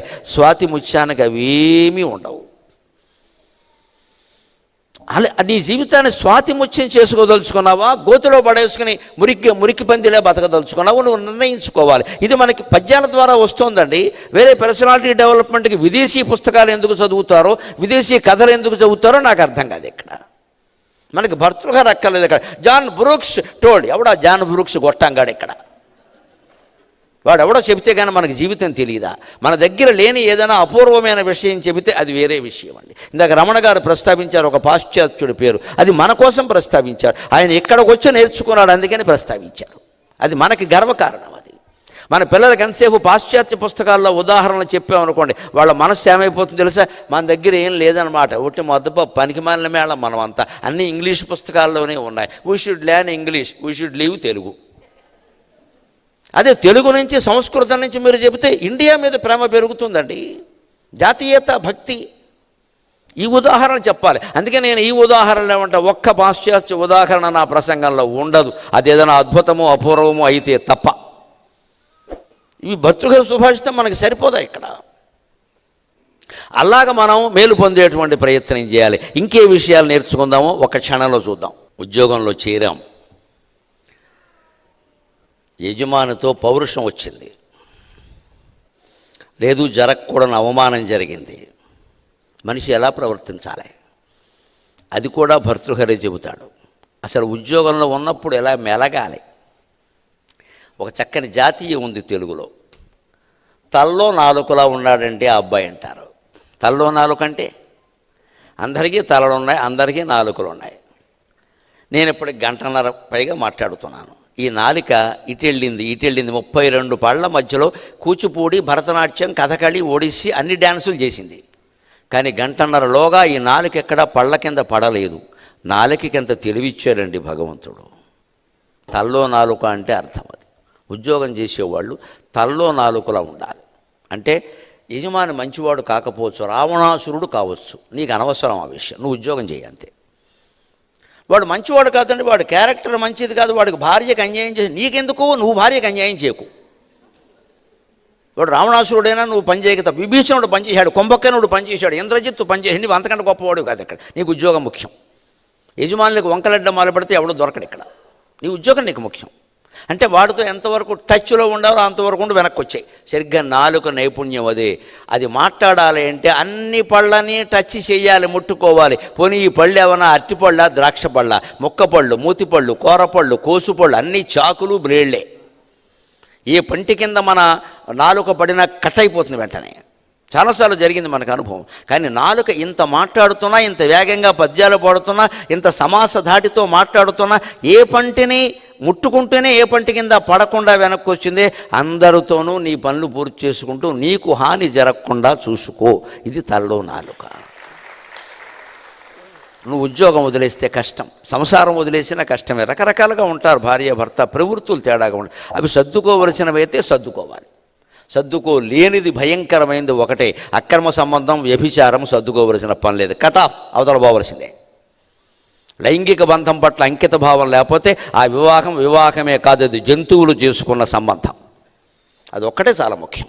ఆర్థికం సర్దుకోవచ్చు, గయ్యాడితనం సర్దుకోవచ్చు, చదువు లేకపోవడం సర్దుకోవచ్చు, అందం లేకపోవడం ఎప్పుడూ సర్దుకోవలసిన విషయమే. ఆనందం తప్పితే అందం ముఖ్యం కాదు జీవితంలో. ఇవి పెద్ద వంక పెట్టాల్సినవి కాదు. పొజిషన్స్ ఇవేవీ ముఖ్యం కాదు, శీలం ఒక్కటే ముఖ్యం. అది తేడా వస్తే కుదరదు ఇక్కడ. ఎందుకంటే అసలు బంధమే పోయింది ఇక్కడ. అన్నీ సర్దుకోవచ్చు, ఉద్యోగం కూడా అన్నీ సర్దుకోవచ్చు. మరి ఇంకా ఆయనే తీసేస్తే మనం ఏం చేస్తాం, అది కూడా చెబుతా. తీసేస్తే ఏం చేయాలో. ముందు ఉంది, ఉద్యోగం ఉంది, ఏదో ఆయన ప్రవృత్తి నీకు నచ్చాలి, కొంచెం కోపపడతాడు, ఆయన దగ్గరికి ఎక్కువ వెళ్ళకు, కొంచెం ప్రసన్నంగా ఉండే సమయంలో వెళ్ళు, అప్పుడు సంతోషంగా ఉంటాడు. అదే తలలో నాలుక. నీ పని ఏమిటో నువ్వు చూసుకుని నాలికలాగా అలా ముట్టుకుని వెనక్కి వచ్చేయి. అక్కడే ఎందుకు తిష్ట వేస్తావు? ఆయన గొడవంతా నీకెందుకు? కూడా గమ్ము పూసుకుని ఫెవికల్ రాసుకుంటే ఎలాగా? వదిలే. ఇదే తలలో నాలిక. లేదు ఉన్నాం, అయినా సరే సాఫ్ట్వేర్ ఉద్యోగాలు ఇవాళ ఎలా ఉంటాయో తెలుసు. బాగున్నా తీసేస్తారు, బాగులేకపోయినా తీసేస్తారు. బాగా పనిచేస్తే జీతం పెంచాలి కాబట్టి తీసేస్తారు, బాగా పని చేయకపోతే చేయలేదు కాబట్టి తీసేస్తారు. తీసేయడానికి ఒక లీడర్ని పెడతారు, వాడినే టీఎల్ అంటారు, తీసేసే లీడరు. టీమ్ లీడర్ కాదు, తీసేసే లీడరు. పైగా ఎంతమందిని తీసుకెస్తే నీకెంత ప్రమోషన్ అంటారు, వాడు ఇంకా ఎక్కువ మందిని తీసేస్తాడు. వ్యాపారాలు అండి అన్నీ. విద్య ఎక్కడుంది? ఉద్యోగుల పట్ల సానుభూతి ఎక్కడుంది? వెనక కిరాణం కొట్లో షావుకారు దగ్గర ఒక గుమాస్తా పనిచేస్తే వాడికి 150 రూపాయల జీతం ఇచ్చినా సరే వాడి పిల్లల పెళ్ళిళ్ళన్నీ ఈ షావుకారు గారే చేసేవాడు. అంత గౌరవం ఉండేది. మా గుమాస్తా అండి 30 ఏళ్ళుగా పనిచేస్తున్నాడా, వాళ్ళ అమ్మాయి పెళ్ళికి నేనేవ్వకపోతే డబ్బులు ఎవరిస్తారు అని మొత్తం భోజనాల ఖర్చు అంతా ఈ షావుకారు భరించేవాడు. కాబట్టి చేయగలిగేవాడు ఆయన. మంగళసూత్రం నేను జయిస్తా అని ఆ షావుకారు గారి భార్య అనేదమ్మా ఉదార హృదయంతో. మంగళసూత్రం నేను జయిస్తాను అమ్మా, మీ చేతితో మంగళసూత్రం ఇస్తే మా పిల్ల సౌభాగ్యంగా ఉంటుందమ్మా అని పాపం మా గుమాస్తా అనేవాడు. ఇలా ఎన్నో ఉద్యోగాలు ఏళ్ల తరబడి హాయిగా చేసుకున్నారండి పల్లెటూళ్ళలో. ఇవాళ అపూర్వమైన కంపెనీల్లో అరగంట పని చేయలేకపోతున్నాం మనం. జరగానే గొప్ప, అందరికీ మెసేజ్ ఐ గాట్ అందరికీ. 10 రోజులు కాగానే ఐ లాస్ట్. 10 రోజుల్లో ఎందుకు వచ్చింది అలాగా? పౌరుషం. మన గౌరవం లేని చోట మనం ఉండాల్సిన అవసరం లేదు. ఉద్యోగం అయితే శీలం దెబ్బతిన్న చోట సంసార బంధం కూడా ఉండవలసిన అవసరం లేదు. గౌరవం లేదు, ఉండక్కల్లా. భర్తృహరి చెబుతాడు, ఒక మహారాజు దగ్గరికి ఒక కవి వెళ్ళాడు. ఆయనకి కవిత్వం అంటే ఎక్కువ ఇష్టం లేదు, తెలియదు, దాంట్లో మధ్య తెలియదు. ఆయనకి ఎంతసేపు కత్తే, కవిత్వం తెలియదు. కానీ పక్కన మంత్రులు వాళ్ళు కాసేపు వినండి, అస్తమానం కత్తి దూసేయడమేనా, కాస్త మనస్సు బాగుంటుంది, కాస్త వినండినా, సర్లేవయ్యా రమ్మను అన్నాడు. ఆ కవి వచ్చి ఆ పండితుడే కవే కాదు, పండితుడు, ఆయన మహాపండితుడు, చదువుకున్నాడు, తెలుగు సంస్కృతాల్లో దిగ్ధంతుడు లాంటి వాడు. ఈ రాజుగారు కనీసం కొన్ని కుర్చీ సింహాసనం నుంచి లేవకపోగా గౌరవంగానైనా కూర్చోమనండి, ఏదో మీరు పద్యాలు చెబుతారు కదా చెప్పండి. ఏంటిది? ఆయనకి మండింది. నేను ఉండను ఎక్కడ అన్నాడు. రాజువు నీవు మేము గురురట్కలిత ప్రతిభాభిమాన విభ్రాజ మహోన్నతాత్ములము రాజవు నీవు. మేము గురురట్కలిత ప్రతిభాభిమాన విభ్రాజ మహోన్నతాత్ములము భవ్యధన ప్రతితుండవీవు భవ్యధన ప్రతితుండవీవు సద్రాజినుతించు మాయశము భవ్యధన ప్రతితుండవీవు సద్రాజినుతించు మాయశము దవ్వు సుమీమనవాసి దవ్వు సుమీమనవాసి మమ్ము నిర్వ్యాజత చూడవేని అనురాగము మాకును లేదు నీయడన్ అని ఒకే ఒక పద్యం వాడు దిమ్మ తిరిగిపోయేలా చెప్పి వెళ్ళిపోయాడు అక్కడి నుంచి. నా దగ్గర ప్రతిభ ఉందిరా, నువ్వేంటి గుర్తించేది గాడిద గుడ్డు, ఇంకో రాజు గుర్తిస్తాడు. నువ్వు గౌరవించకపోతే నేను లేవను, ఇక్కడ నేను మాట్లాడను, నాకేం పని ఇక్కడ. సభ అంటే ఓ గౌరవం ఉంటుంది, ఆ గౌరవం ఉంటేనే వస్తాము. నేను వచ్చినా నువ్వు పట్టించుకోవు, ఏం మా కనీసం కూర్చోమని అనలేవా? చాలామంది కవులు మహారాజుల చేతం కవులు పండితులు అనగానే సింహాసనం మించి లేస్తారు. నువ్వు లేవకపోయా కనీసం రండి కవి గారు మీరు రావడం మా అదృష్టం కూర్చోండి అని ఒక మాట అనొచ్చు కదా. ఆయన ఎవడో వచ్చాడు ఏదో పాడదట చూడండి, ఏంటి పాడేది, నీ ముందు పాడే కర్మ నాకేమిటి అని ఆయన సమాధానం ఎంత పౌరుషంగా చెప్పాడు అంటే, ఉద్యోగం ఇచ్చిన యజమానితో తేడా వస్తే వాడు అహంకారంతో ప్రవర్తిస్తే చెప్పవలసిన సమాధానం ఇది. ప్రతిభ ఉన్నవాడు చెబుతాడు, నీరసంగా ఉన్నవాడు చెప్పలేడు. రాజవు నీవు, నువ్వు రాజైతే కావచ్చు. మేము గురురట్కలిత ప్రతిభాభిమాన విభ్రాజ మహోన్నతాత్ములము. దీర్ఘ సమాసం వేశాడు ఏనుగు లక్ష్మణుడికి, ఎందుకంటే వాడికి అర్థం కాకుండా అవతల వాడికేమో చిన్నమాట చెప్పాడు. రాజవు నీవు అని 5 అక్షరాలు తన గురించి. గురురట్కలిత ప్రతిభాభిమాన విభ్రాజ మహోన్నతాత్ములము. నీ బతుకు 2 అక్షరాలు, నా బతుకు 2 పాదాలు, అది తేడా, పద్య పాదాలు. నీకు నాకు పోలికేంటిరా, ఇంత పొడుగు మాట నువ్వు మాట్లాడగలవా? గురురట్కలిత ప్రతిభాభిమాన. అపూర్వమైనటువంటి తెలుగు పాండిత్యాల్లో సంస్కృతంలో ఉన్న ప్రతిభ నాలో ఉండడం కారణంగా దానితో ప్రకాశిస్తాం మేము. రాజైతే ఇది రాజా అంటారు, ప్రకాశించడమే రాజు లక్షణమైతే నీకంటే నేనే ఎక్కువ ప్రకాశిస్తున్నా ఖచ్చితంగా. ఇందాక చెప్పారే జ్ఞాన ప్రకాశం అని. జ్ఞానంతో ప్రకాశించాలి మనిషి, ధనంతో కాదండి, సౌందర్యంతో కాదండి, జ్ఞానంతో ప్రకాశించాలి. నేను జ్ఞాన ప్రకాష్, నువ్వు అజ్ఞాన ప్రకాష్, నీకెందుకు నా గొడవ, నువ్వే నిలబడతావు. అంతేకాదు భవ్య ధన ప్రతితుండవీవు, నీ దగ్గర బాగా డబ్బు ఉండొచ్చు కానీ సద్రాజినుతించు మాయసము. లోకంలో ఎంతోమంది సహృదయులు కవులు పండితులు నా పద్యాలు విని పరవశించి చప్పట్లు కొట్టి నన్ను ఆనందిస్తారు. ఆ కీర్తి ముందు నీ కీర్తి ఎంత, నీ డబ్బు ఎంత, ఇది చెప్పిన జవాబు. అంతేకాదు మమ్ము నిర్వ్యాజత చూడవేని అనురాగము మాకును లేదు నీయడన్. మమ్మల్ని సరిగ్గా చూడకపోతే మేము నీతో సరిగ్గా ఉండం, నీ సభను నేను బహిష్కరిస్తున్నా అని ఆ కవి వెళ్ళిపోయాడండి. అతనికి దొరకదా? ఇంకో చోట దొరుకుతుంది. మరింత గౌరవం దేశం గొడ్డుపోలేదు కదా. ఈ పౌరుషం మనిషిలో ఉండాలి. అంతేకాదు ఉద్యోగస్తులైన వాళ్ళు ఎవరైనా సరే దేన్ని కాపాడుకోవాలో అదే భర్తృహరి సుభాషితాల్లో చెబుతున్నాడు. బ్రహ్మదేవుడు ఉదాహరణగా చెబుతున్నాడు, నీ ప్రతిభను నువ్వు కాపాడుకుంటే ఎన్ని ఉద్యోగాలు పోయినా నువ్వు కంగారు పడక్కల్లా. ఉద్యోగం తీసేయగలడు, నీ ఆధారాన్ని చెడగొట్టగలడు, నీకు 2 పూట్ల అన్నం లేకుండా చేయగలడేమో, నీ ప్రతిభనెవడు నాశనం చేయలేడు మిత్రమా. దాన్ని కాపాడుకోవాలి. దానికి ఉదాహరణ చెబుతున్నాడు కవి. ఒక సన్నివేశ కల్పన చేస్తాడు, ఎంత అందంగా ఉంటుందో చూడండి. వనజభవుండు కోపమున వాహనమైన మరాళ భర్తకు వనజవనీ విహార కలనంబు తొలంగగజేయుగాని గుంభనమగు దుగ్ధ జీవన విభాగ విధాన నిరోఢ నైపుణీ జనిత మకాయశో విభవసారము. కుంభనమగు దుగ్ధ జీవన విభాగ విధాన నిరూఢ నైపుణీ జనిత మకాయశో విభవసారము హంసకుమ అన్పవచ్చునే. బ్రహ్మదేవుడి వాహనం హంస. ఆ హంస ఒకరోజు డ్యూటీకి ఆలస్యంగా వచ్చిందిరా. ఇది నేపథ్యం అంటే. వాహనం ఆయన ఎక్కడికో వెళ్ళారు, పొద్దున 9ంటికి వస్తుంది. ఈయన సరస్వతీదేవి 4 ఇడ్లీ పెడితే శుభ్రంగా తినేసి కూర్చుంటాడు. ఎక్కడికైనా పెడదాం, ఎవడ తలరాత మార్చాలో, ఈయనకి అదే కదా పని. అందుకని ఆ రోజు ఏదో ప్రోగ్రాం పెట్టుకున్నాడు. ఈ హంస రాకపోతే మరి కారు రానట్టే కదా, ఎక్కడికి వెడతాడు. ఈయన ఫోన్లు చేస్తుంటే వాడు బొంబాయి సార్ ట్రాఫిక్ జామ్ అంటున్నాడు వాడు. ఈయనకు ఒళ్ళు మండింది. 9:30 అయింది, 10 అయింది. బ్రహ్మదేవుడు కోపం వచ్చింది హంస మీద.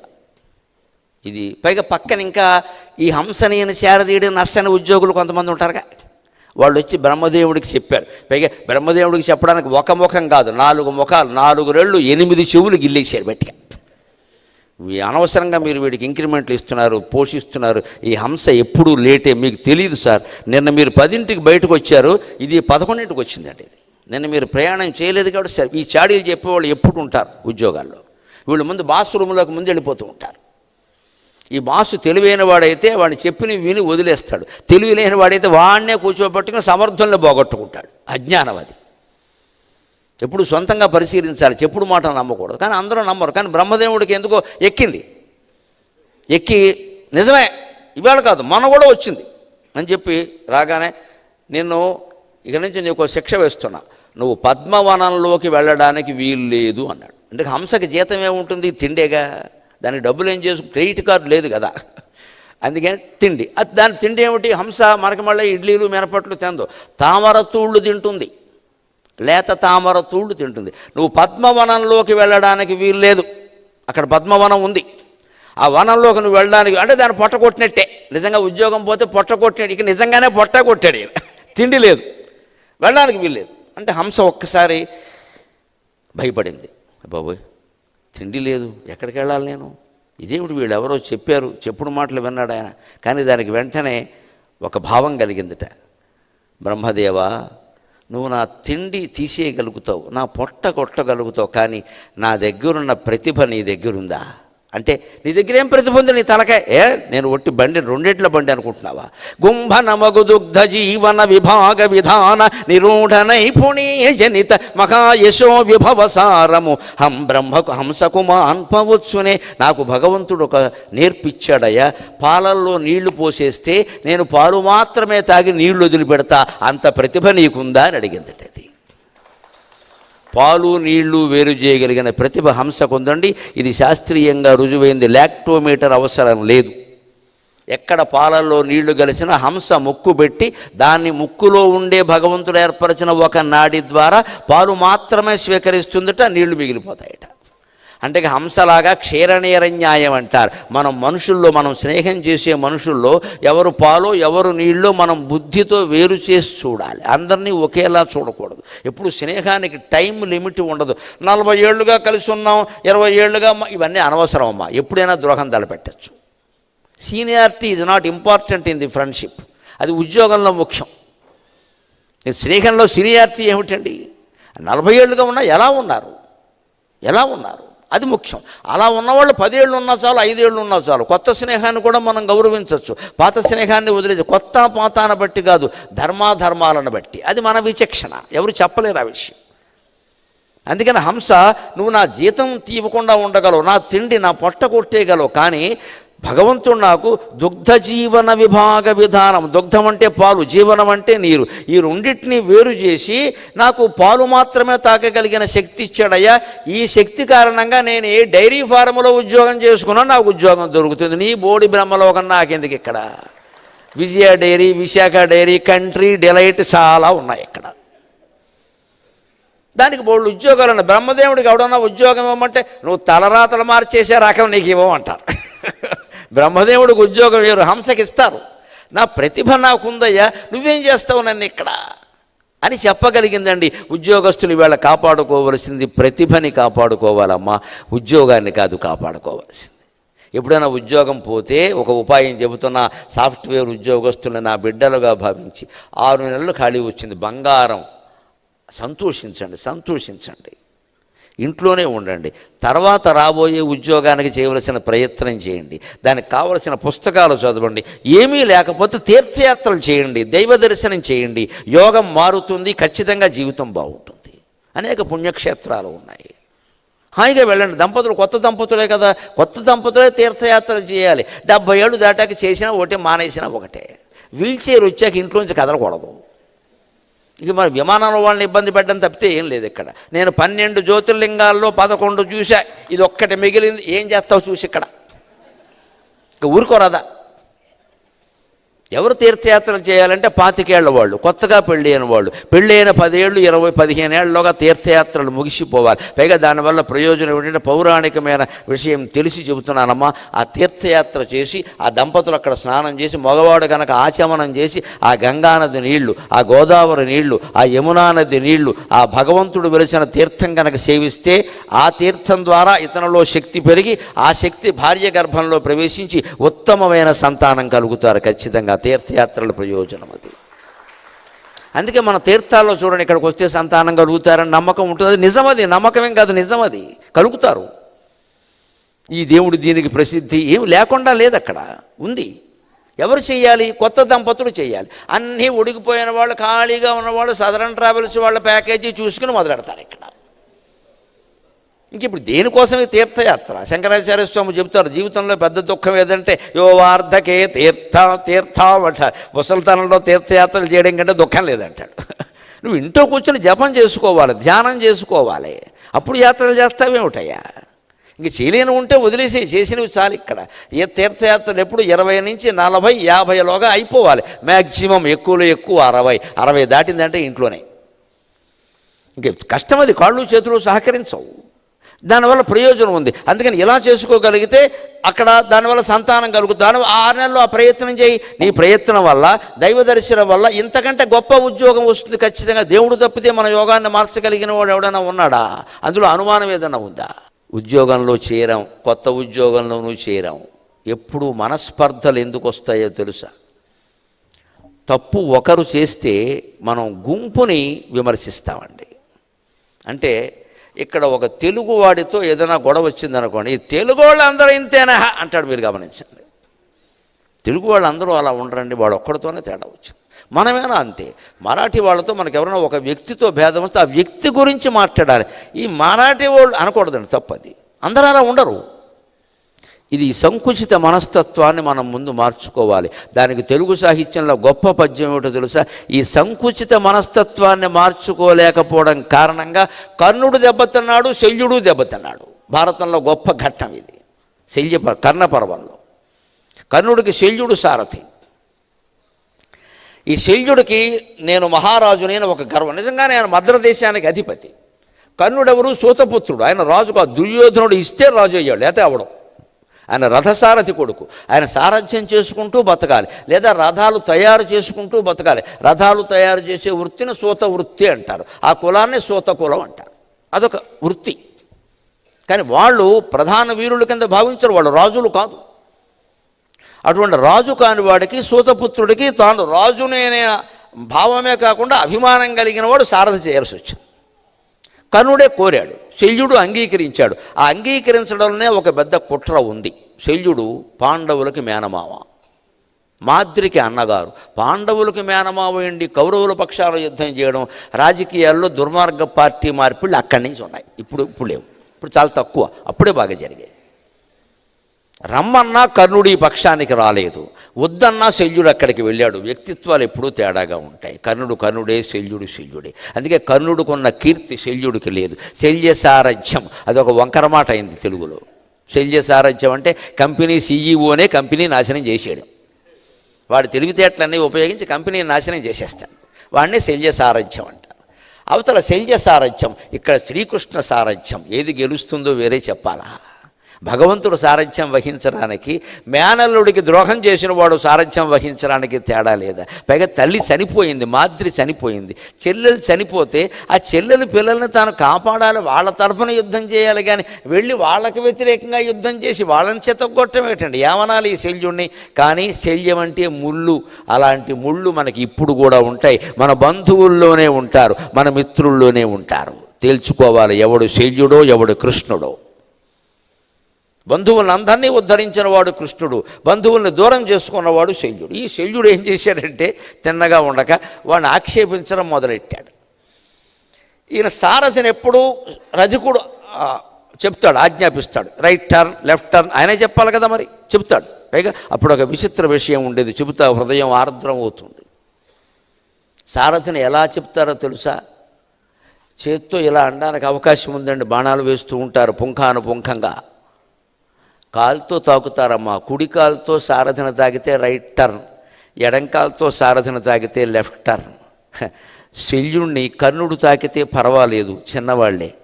కానీ శ్రీకృష్ణుణ్ణి అర్జునుడు కూడా అలాగే తాకాడు. అది భరించాడు పరమాత్మ. అంత గొప్పవాడు కృష్ణ పరమాత్మ. ఎందుకంటే I bound to my duty, నేను సారథిగా ఒప్పుకున్నాను. సారథిని రథికుడు ఇలాగే చూస్తాడు, నేను భరించాలి. అంతేకాదు అర్జున తంతామేంటి, తండదని చెప్పాను కదా, లేత రథన అవడదు ఇక్కడ. అంతే, రైట్ టర్న్ అని చెప్పడానికి అర్జునుడు కుడికాలు తగిలించాడు. కాకపోతే కాస్త మర్యాదగా తగిలించేవాడు, మర్యాదైనా తగలడమేగా. లెఫ్ట్ టర్న్ చెప్పడానికి ఎడంకాలు తగిలించేవాడు, తప్పదు, కేశవుడు భరించాడు దాన్ని. అంతేకాని తాకుతామేమిటి అనలేదు. మనం ఏ బాధ్యత ఒప్పుకున్నామో అది ఎంత చిన్న అల్పాదాయం కలిగిందైనా అవమానకరమైందైనా చెయ్యాలి. ఎందుకంటే నువ్వు ఒప్పుకున్నావు, అంతే లెక్క. ఒప్పుకునే ముందే ఆలోచించుకో. తీరా ఒప్పుకున్నాక ఇంతటి దేవదేవోత్తముడు, అఖిలాండ కోటి బ్రహ్మాండ నాయకుడు ధర్మరాజు రాజసూయ యాగం చేస్తుంటే కోరిన కోరిక ఏమిటో తెలుసా? ఆయన అందరికీ తలో బాధ్యత అప్పగించాడు. సహదేవుణ్ణి పిలిచి అతిథుల్ని జాగ్రత్తగా చూసుకో అన్నాడు. అర్జునుడిని పిలిచి రక్షణ బాధ్యత నీదే అన్నాడు. భీముణ్ణి పిలిచి వంటలు వ్యవహారాలు నువ్వు చూసుకో అన్నాడు. అందరికీ అన్ని బాధ్యతలు అప్పగించి దుర్యోధనుడిని పిలిచి, ఇప్పుడు రాజసూయం ఇప్పుడు అందరూ బాగానే ఉన్నారుగా, దుర్యోధన నీకు బంగారం అన్నా డబ్బు అన్నా బాగా ఇష్టం అని నాకు తెలుసు, నాకు వచ్చే కానుకలన్నీ నువ్వు అందుకో అన్నాడు. ఈయన చాలా గొప్పవాడు, వాళ్ళు అసూయ పుట్టాలి, బాగా పుట్టాలి. అందుకని గిఫ్ట్ టేకింగ్ డిపార్ట్మెంట్ ఇచ్చాడు. వాడు ప్రతి గిఫ్ట్, అబ్బాయి నవరత్న కిరీటం నాకు ఇంతవరకు లేనే లేదు, ఇది ధర్మరాజుకి ఉంది. వాడు అసూయ రోజుకో డిగ్రీ పెరిగిపోయి రాజసూయం పూర్తి అయ్యేసరికి ధర్మామీటర్లో 106 డిగ్రీలు అయ్యి వీడు గుండెపోటు వచ్చేసింది. ధర్మరాజు అంత తెలివిగా ఆలోచిస్తాడు. పేరు ధర్మరాజు, పెను వేప విత్తయ్య అని. పేరు ధర్మరాజు కానీ వేప విత్తనం ఎవడికి ఎలా దెబ్బ కొట్టాలో వాడికి బాగా తెలుసు. ఇవన్నీ అందరికీ అప్పగిస్తుంటే కృష్ణుడు వచ్చి, బావా నాకేం పని చెప్పట్లేదు, నేనేం ఏమిటి దేవదేవుడివి, నీకు పని ఏమిటయ్యా, మాకు బంధువు అవడమే మా అదృష్టం అంటే, అలా కాదు నాకు ఏదైనా పని, నేను చెప్పేదేమో నువ్వే చూసుకో అన్నాడు. ఆయన ఏమో కోరాడో తెలుసా? ఈ రాజసూయ యాగానికి వచ్చినటువంటి ఋత్విక్కులు ఉంటారే, వేద పండితులు, యజ్ఞం చేసిన వారు తిన్న విస్తరాకులు తీసే అవకాశం నాకు ఇమ్మన్నాడమ్మా. దట్ ఈజ్ కృష్ణ పరమాత్మ. అది భగవంతుడంటే. ఎంగిలాకులు తీసే అవకాశం అడిగాడు కృష్ణుడు. వాళ్ళు వేద పండితులయ్యా, వేదం అంటే విష్ణువయ్యా, వేదమే ముఖ్యం, వేదం చదివేవాడే నాకు ముఖ్యం. వాళ్ళు వేద పండితులు, వాళ్ళు యజ్ఞం చేస్తున్నారు, వాళ్ళు భోజనం చేస్తారు. ఆ ఋత్విక్కుల ఎంగిలాకులు తీసే అవకాశం నాకు ఇవ్వాలి అంటే, బావా నేను చెప్తే బాగుండదు, అది నువ్వు కోరితే నేనేం చేయను, నువ్వే తీసుకో అన్నాడు. ఆయన తీశాడు స్వయంగా. వాళ్ళు సిగ్గుపడిపోయారు, భగవదవతార పురుషుడు మన విస్తరాకులు తీస్తున్నాడు అని. వాళ్ళు ఒక్క మెతుకు బయటపడకుండా జాగ్రత్తగా తిన్నారు పాపం కృష్ణుడు కోసం. ఇదంతా పంటకళ్ళం చేసేస్తే ఆయన తీయాలి కదా, మనం తినే తిండి కొంత అలాగే ఉంటుంది. ఇంకా నేను ఎవరికో చెప్పాను, మా మిత్రుడు ఒకడికో చెప్పాను సరదాగా, వాళ్ళ ఇంటికి వెళ్ళినప్పుడు, రే అబ్బాయి తిండి తింటే మన కంచంలో ఇంకోళ్ళు తినేలా ఉండాలరా అన్నాను. నేను అలాగే తింటాను సుమారుగా. కంచంలో ఇంకోళ్ళు తినేలా ఉండాలి అంటే ఖాళీ అయిపోవాలి, అది శుభ్రంగా ఉండాలి. వాడన్నాడు తెలివిగా, మేమిద్దరం ఒకటే క్లాస్మేట్స్ కదా, నాకంటే తెలివి, నాకు అలా కాదు, మనం 2-3 తినేలా ఉంటుంది మన వ్యవహారం అన్నాడు. నువ్వు ఒక్కడికి అవకాశం ఇస్తావు, నేను 2-3 ఇస్తా అంటే అంత వదిలేస్తాడు ఆ సన్నాసి. నువ్వు నాకంటే తెలివైన వాడివిరా అన్నాను. నువ్వు ఊరికి గరికిబాటు, నువ్వు ఒక్కడికి అవకాశం ఇస్తావు, నేను 3 అవకాశం ఇస్తాను. అంత వదిలేస్తాడు. అంత వదిలేస్తే తినడం ఎందుకంటే ఫుడ్ వేస్టేజ్. ఇవాళ ఆహారం ఎంత వృధా అవుతుందో అందరికీ తెలుసు. కృష్ణుడు ఆ బాధ్యత ఒప్పుకోవడం వల్ల ఈ వేద పండితులందరూ ఒక్క మెతుకు వృధా కాకుండా ఖాళీ ఆకులు ఉంచారు. వద్దు పరమాత్మ, మనం తిన్న సాంబార్లో పులుసులో వేలెడితే బాగుండదు, అలాంటి పని మనం చేయకూడదు, శుభ్రంగా చేసి వాళ్ళే తీసి ఆయన చేతిలో పెట్టారు. ఇంత బాధ్యత నిర్వర్తించాడు. ఉద్యోగం అంటే అంతే. కానీ శల్యుడు అలా చేయలే, మాటి మాటిగా ఆక్షేపించడమే. ఈయన చెప్పినట్టుగా రైట్ టర్న్ లెఫ్ట్ టర్న్ తిరగట్లేదని కర్ణుడు ఒళ్ళు మండి ఒక మాట అన్నాడు. ఎప్పుడు మనిషి మీద కోపం వచ్చినప్పుడు ఆ మనిషినే అనాలి, అతని కులాన్ని, అతని మతాన్ని, అతని ప్రాంతాన్ని, అతని జాతిని అనకూడదు. కానీ కర్ణుడు నోరు జారాడు. ఏమన్నాడు తెలుసా? మీది ఏ ఊరు? మీ మద్రదేశంలో బాగా తాగుతారట కదా ఆడాళ్ళు కూడా. ఈ మాట ఇక్కడ ఎందుకండి? మద్రదేశంలో ఆడాళ్ళు తాగితే నువ్వు ఆ దేశం వెళ్ళి మద్య నిషేధం చట్టం చేయమని చెప్పుకో. ఇప్పుడు ఓ పక్క 17వ రోజు యుద్ధం చేస్తూ సాయంత్రానికి చావడానికి సిద్ధంగా ఉండి అవతల శక్తి అంతా అప్పటికే వినియోగం అయిపోయి నాగాస్త్రం తప్పితే ఏమీ లేని పరిస్థితుల్లో సారథితో కూడా తగాదా పెట్టుకోవాలా? తన బతుకు తానే పాడు చేసుకోవడం అంటే ఇదే. ఇప్పుడు కర్ణుడి వ్యక్తిత్వం ఎక్కడి నుంచి వికసిస్తుంది? నాశనం అయింది సాయంత్రానికి. మీ మద్రదేశంలో ఆడాళ్ళు కూడా తాగుతారట కదా, అసలు మొత్తం ఒక్కొక్కళ్ళు 6 పెళ్ళిళ్ళు చేసుకుంటారట కదా, ఎవరికి శీలాలు ఉండవుట కదా, అసలు మీ మొహాలు ఎవడో చూడ్డు కదా, మీకు అన్నం తినడం కూడా తెలియదు కదా, అక్కడి నుంచే వచ్చావు నువ్వు, ఇంకోలా ఎందుకుంటావు అన్నాడు. వాడికి మండదా? వాడు సారథ్యం బాగా చేస్తాడా? అప్పుడు శల్యుడు ఒక మాట అంటాడు, అప్పటికి అన్నాడు ఆ మాట, అది మనకు ఆదర్శం. కర్ణా, అనవసరంగా నా జాతిని నా ప్రజల్ని ఆక్షేపించకు. నేను నీ కులాన్ని నీ స్నేహితుల్ని ఆక్షేపిస్తే నీకు ఎలా ఉంటుంది? సకల దేశములను సన్మార్గవర్తులు కలరు. మనం ఉద్యోగాలు చేసేటప్పుడు ఇది దృష్టిలో పెట్టుకోవాలి. మన డిపార్ట్మెంట్లో రకరకాల భాషల వాళ్ళు ఉంటారు, రకరకాల మతాల వాళ్ళు ఉంటారు, రకరకాల కులాల వాళ్ళు ఉంటారు. ఆంధ్ర, తెలంగాణ, ఇంకా యూపీ, ఎంపీ రకరకాల ప్రాంతాల నుంచి వచ్చిన వాళ్ళు ఉంటారు. వాళ్ళ ప్రాంతీయ ఆచారాల గురించి ఎప్పుడూ మనం ఆక్షేపించి మాట్లాడకూడదు. ఉద్యోగం పోయే వరకు వెళ్ళిపోతుంది ఆ గొడవ. లేదు పక్క సీటు వాడు, మనం పని చేయలేం, గొడవలు అయిపోతాయి. మనసులో ఉండాల్సిన భావన, వ్యక్తిత్వం ఎలా వికసించాలి ఉద్యోగికి అంటే, సకల దేశములను సన్మార్గవర్తులు కలరు. సకల దేశములను సన్మార్గవర్తులు కలరు. సకల దేశములను సన్మార్గవర్తులు కలరు. దుష్టతతియు కలిగియుండు, దుష్టతతియు కలిగియుండు.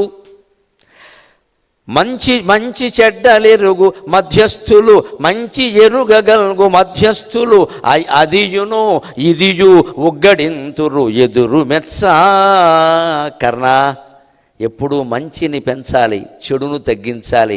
ఏం నేర్చుకున్నావయ్యా చదువులో? నేనేదో నువ్వు చెప్పిన మాట వినకపోతే మా దేశం వాళ్ళని అందరినీ అంటున్నావా? వాళ్ళేం తప్పు చేశారు? సకల దేశములను సన్మార్గవర్తులు కలరు. అన్ని జాతుల్లో, అన్ని మతాల్లో, అన్ని కులాల్లో, అన్ని ప్రాంతాల్లో, అన్ని భాషల్లో మంచివాళ్ళు ఉన్నారు. అంతేకాదు దుష్టతతియు కలిగియుండు, చెడ్డవాళ్ళు ఉన్నారు. చెప్పదలుచుకుంటే ఏం చేయాలి? నిష్పక్షపాతంగా మాట్లాడాలి అంటే, మంచి చెడ్డలెరుగు మధ్యస్థులు, మంచి చెడ్డ రెండూ గమనించగలిగిన మధ్యస్థులుగా ఉండేవాళ్ళు, తటస్థులుగా ఉండేవాళ్ళు. ఎలా మాట్లాడాలంటే, అదియును ఇదియును ఒగ్గడింతురు ఎదురు మెత్స. రెండూ చెప్పు కావాలంటే. మీ మద్రదేశంలో కొన్ని గొప్ప లక్షణాలు ఉన్నాయా, కానీ ఇలాంటివి కూడా ఉన్నాయట కదా అంటే నేను అంగీకరిస్తా. పోనీ కేవలం చెడు మాత్రమే చెబుతున్నావు నువ్వు, నేను ఎలా ఒప్పుకుంటాను? నీకు సారథ్యం ఎలా చేస్తాను? నువ్వు రైట్ అంటే లెఫ్ట్, లెఫ్ట్ అంటే రైట్, ఖాయం నీ బతుకు సాయంత్రం తేలిపోతుందని చెప్పాడు వాడు. ఇంకా డ్రైవింగ్ ఏమిటండి? డ్రైవర్ సరిగ్గా లేకపోతే కారు ఏమిటండి? మనం డ్రైవర్తో అందుకే ఎంత ట్రాఫిక్ జాములో ఉన్నా, ఎంత టెన్షన్లో ఉన్నా డ్రైవర్ని తిట్టకూడదు, డ్రైవర్ని కంగారు పెట్టకూడదు. కొంపలు అంటుకుపోతే వాడు ఏం సార్ అని ఎలా తిప్పాడంటే మొత్తం ఫ్యామిలీ గోవిందా. ఇంకా తర్వాత వాడి మీద కేసు ఎడతా, నువ్వు సూట్ కేసు పెట్టుకో, ఉపయోగం వెళ్ళే, ప్రాణాలు పోయాయి ఇక్కడ. ఎంత టెన్షన్లో ఉన్న డ్రైవర్ని ఒక్క మాట అనకూడదు. మనం తినేటప్పుడు వాడిని కూడా తిన్నావా అని అడగాలి. వాడు తిండి మనకెందుకు? లేదమ్మా మనకు అవసరమే, మన బిడ్డ లాంటి వాడు. పైగా వాడు ఎప్పుడు తిన్నాడో, మనకంటే ముందు ఓ కిరాయి ఉంటుంది. బొంబాయిలో విపరీతమైన దూరం మేము చూస్తున్నాం. ఎక్కడో ఓ కిరాయి ఒప్పుకున్నాడు, 2 గంటలు ప్రయాణం చేసి వచ్చాడు, వెంటనే మనం ఎక్కేసాం. మళ్ళీ ఇంకో 2 గంటలు. వాడు మధ్యలో కాఫీ అయినా తాగద్దా, టీ తాగద్దా, ఇంత రొట్టె ముక్క తినద్దా?